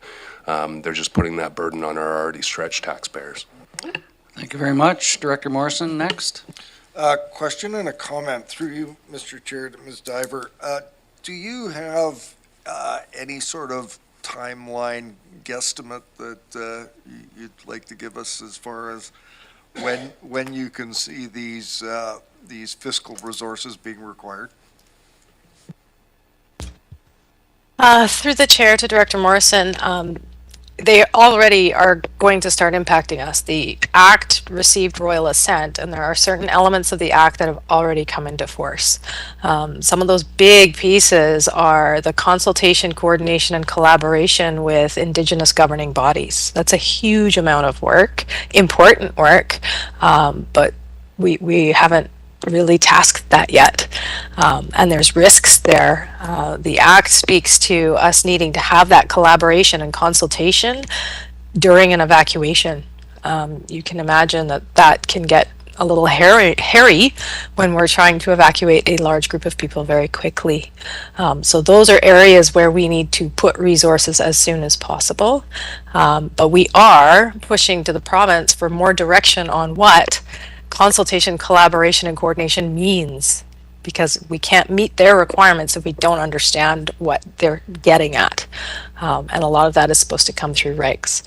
So yeah, I think a timeline for that, Director Morrison, it's going to happen in the new year. I think probably in Q1 you'll see us come back for some impacts. And then I think it'll be as the regs get rolled out and as the province starts to release more information to us. We're really at their whim right now. Thank you for that. And that's the big concern that I have is one natural disaster, one event, and we're diligently watching our nickels and dimes on asset management and trying to keep the cost of the services that we provide affordable to our taxpayers, and yet this is a new download. It's going to be expensive. We obviously want to plan for it, but we don't have any idea of the scope and magnitude of the cost. And so I'm just going to raise this as we push on advocacy, whether it be AVICC or UBCM next year.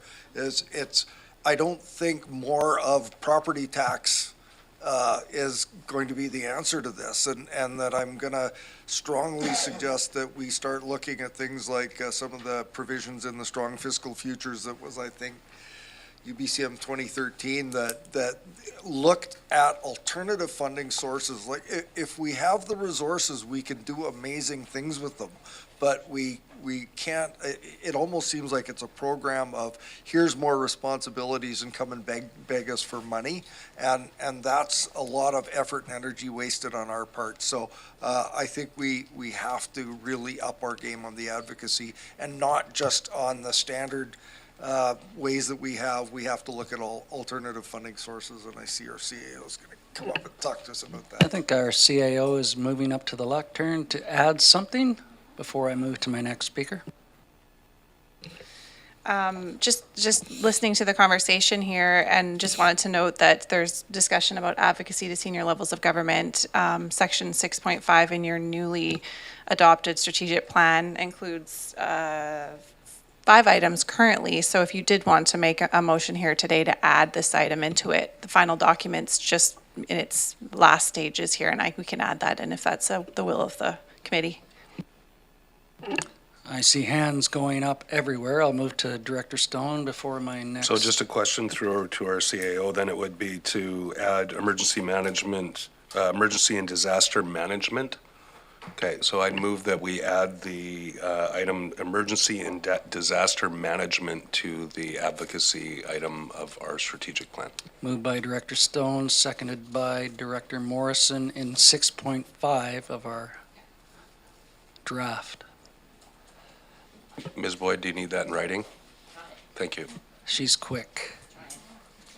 So with that on the floor, I will ask for any more comments on that. I think it's pretty straightforward. Call the question. All those in favor?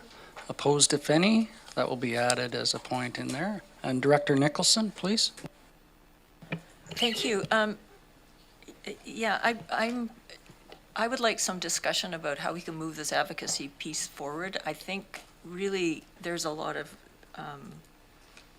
important work to really paint a picture of the challenges that local government's facing and make a specific cases for what we need to be advocating for, and a really comprehensive plan for getting that work done. So it's almost like we need to maybe think about establishing an advocacy planning committee of some sort of the board.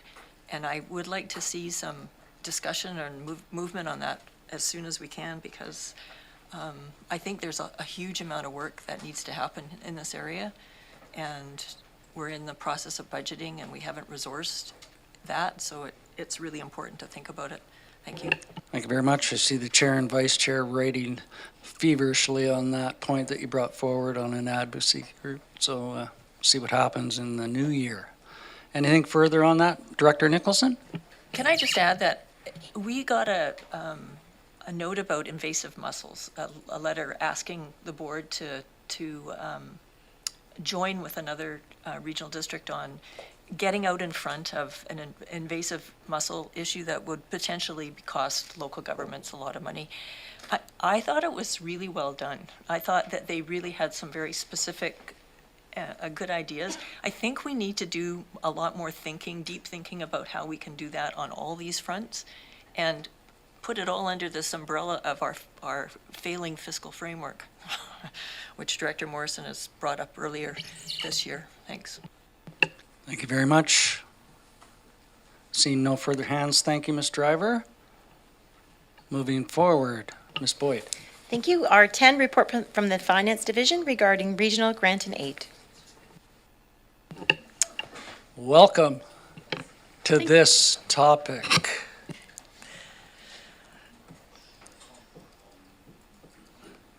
Thank you, Mr. Chair. I just, I think the report is fairly self-explanatory, but I did want to add a few things to it. So, first of all, there are a couple of corrections, and the first is just that if you, in the discussion about, where am I here?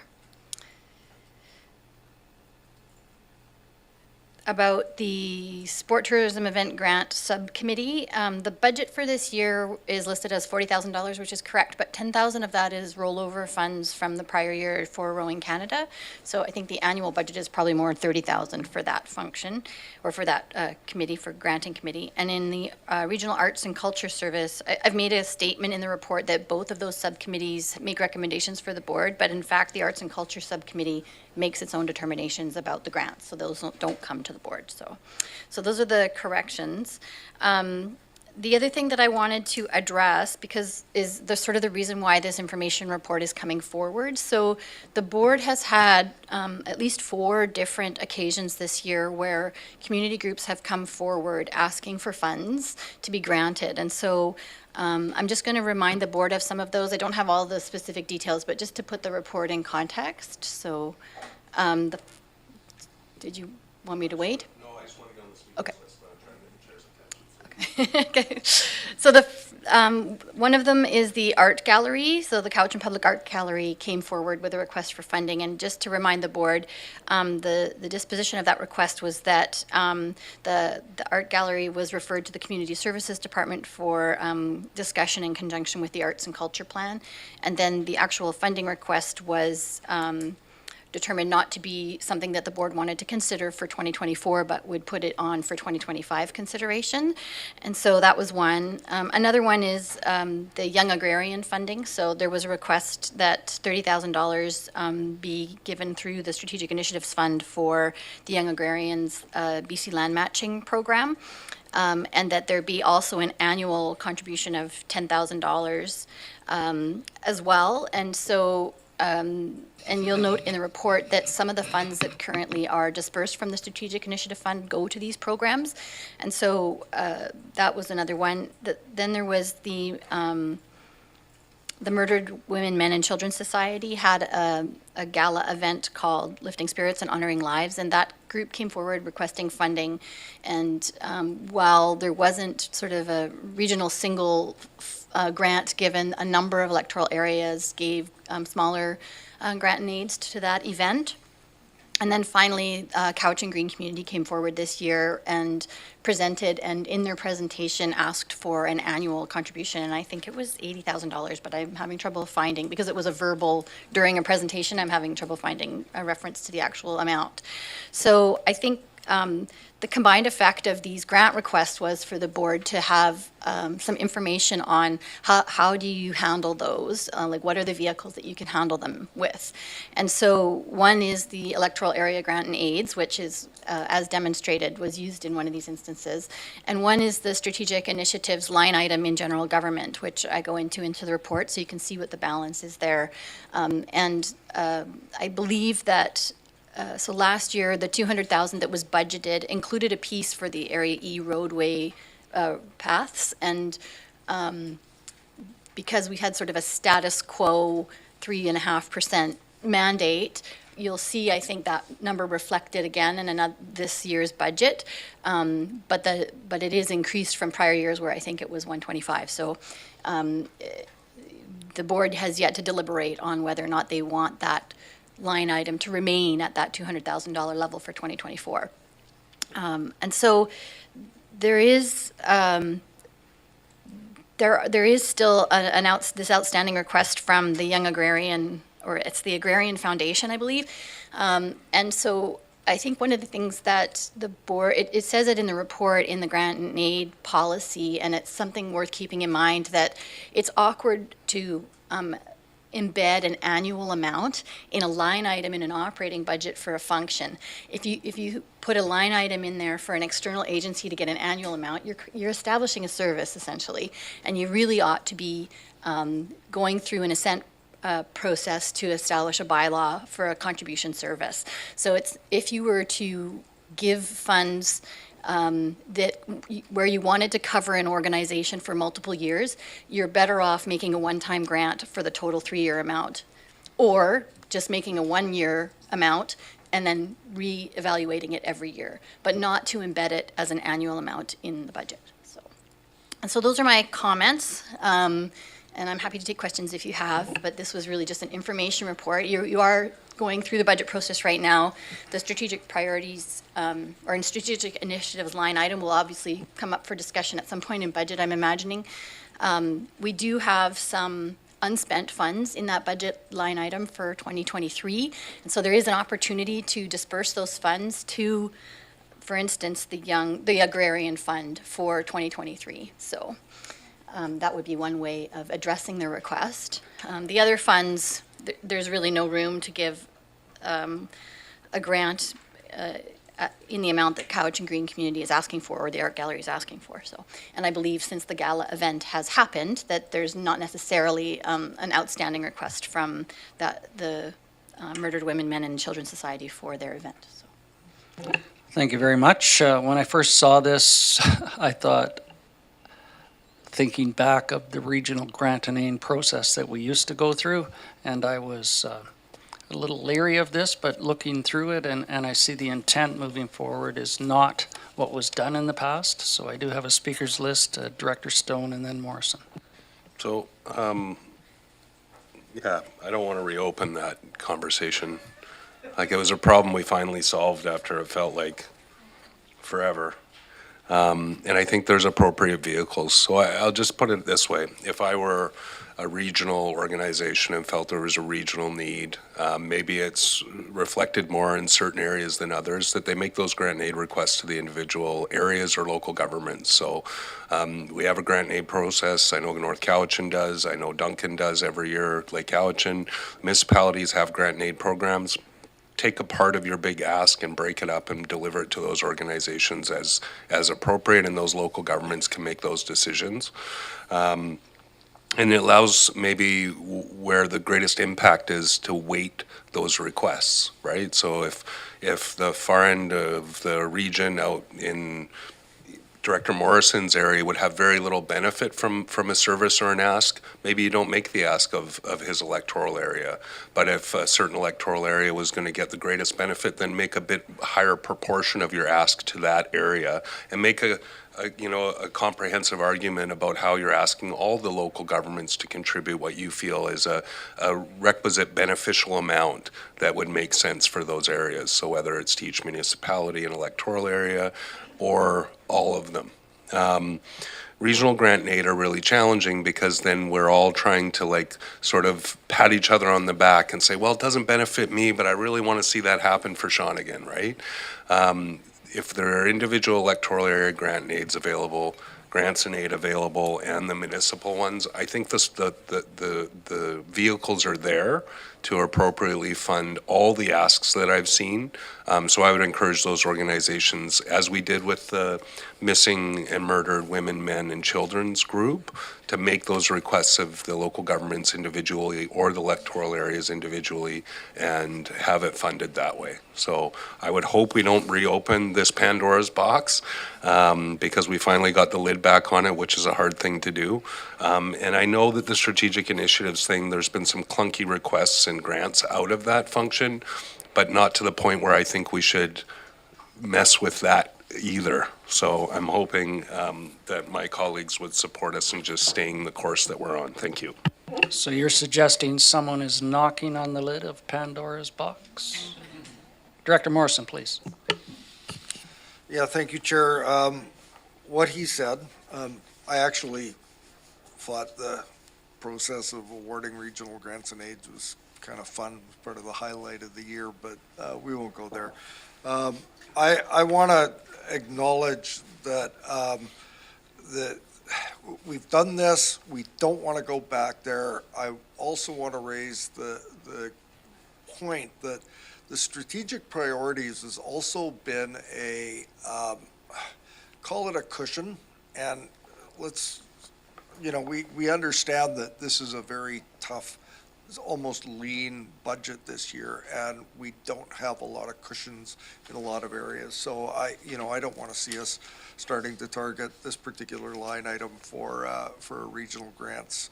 It doesn't make sense that we've got the lid on it. But I'm also going to raise the point that we should be of a common voice on this, because I attended at the VIA conference, the nonprofits segment or session that was held, and the tap has been turned off in a lot of funding areas for a lot of organizations, and they are looking to local government and hoping that there can be resources extracted from regional districts and municipalities. I think that keeping the door closed on this and looking at the odd one off, if it is truly a regional priority for us, that we can still do that.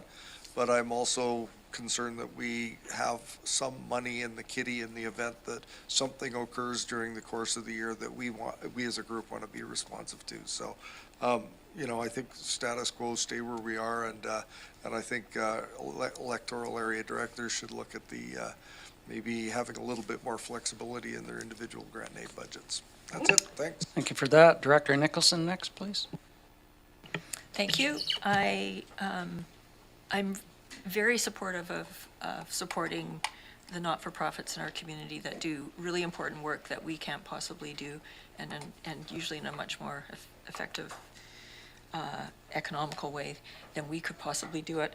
I also agree with the previous speakers, but I would also note that in this report, they mentioned that the Agrarians Foundation and the Islands Agricultural Show, and then we had the Green Community come to us. And I think those are important from the perspective of food security in the Valley. And I think we have food security as an important thing in our strategic plan. And I don't think we're actually have a comprehensive kind of way of, I don't think we have a comprehensive plan about what we're going to do about increasing food security, and so I think we might start to think about what we need to do in that area to provide some support to get important work done in a more consistent way as we move forward. So I think that's another thing that I'd like to see us discuss in the coming year. Thank you, Director Nicholson. Looking online, seeing no hands there. Any further hands here? This was just for information, so thank you very much. Call the question. All in favor? Opposed, if any? That motion carries. Ms. Boyd. Thank you. We have no unfinished business, no new business, and we move to question period.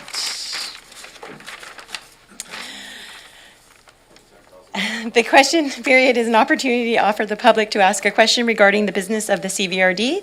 The question period allows for an allotment of 15 minutes and is comprised of two parts. The first is reserved for questions directly related to agenda items. If there is time remaining, questions may be asked of one question plus one follow-up question. Did I miss a line? be a matter of public interest related to and in the CBRD jurisdiction. Each questioner is permitted to ask one question plus one follow-up question related to the answer. The question must truly be a question and not a statement of opinion or speech. Questioners must avoid personal references, insinuations, violent, offensive, or disrespectful remarks about another person, or unparliamentary language. Thank you, Ms. Boyd. Any questions from the public today? Seeing none, Director Stone? Well, I wasn't going to make a question, I was going to make a motion. Well, prior to that, I'd just like to say something, if I may. You may. So as the final Committee of the Whole meeting comes to a close, I want to wish all here and all watching, however you celebrate the upcoming festivities, to enjoy family, friends, and food.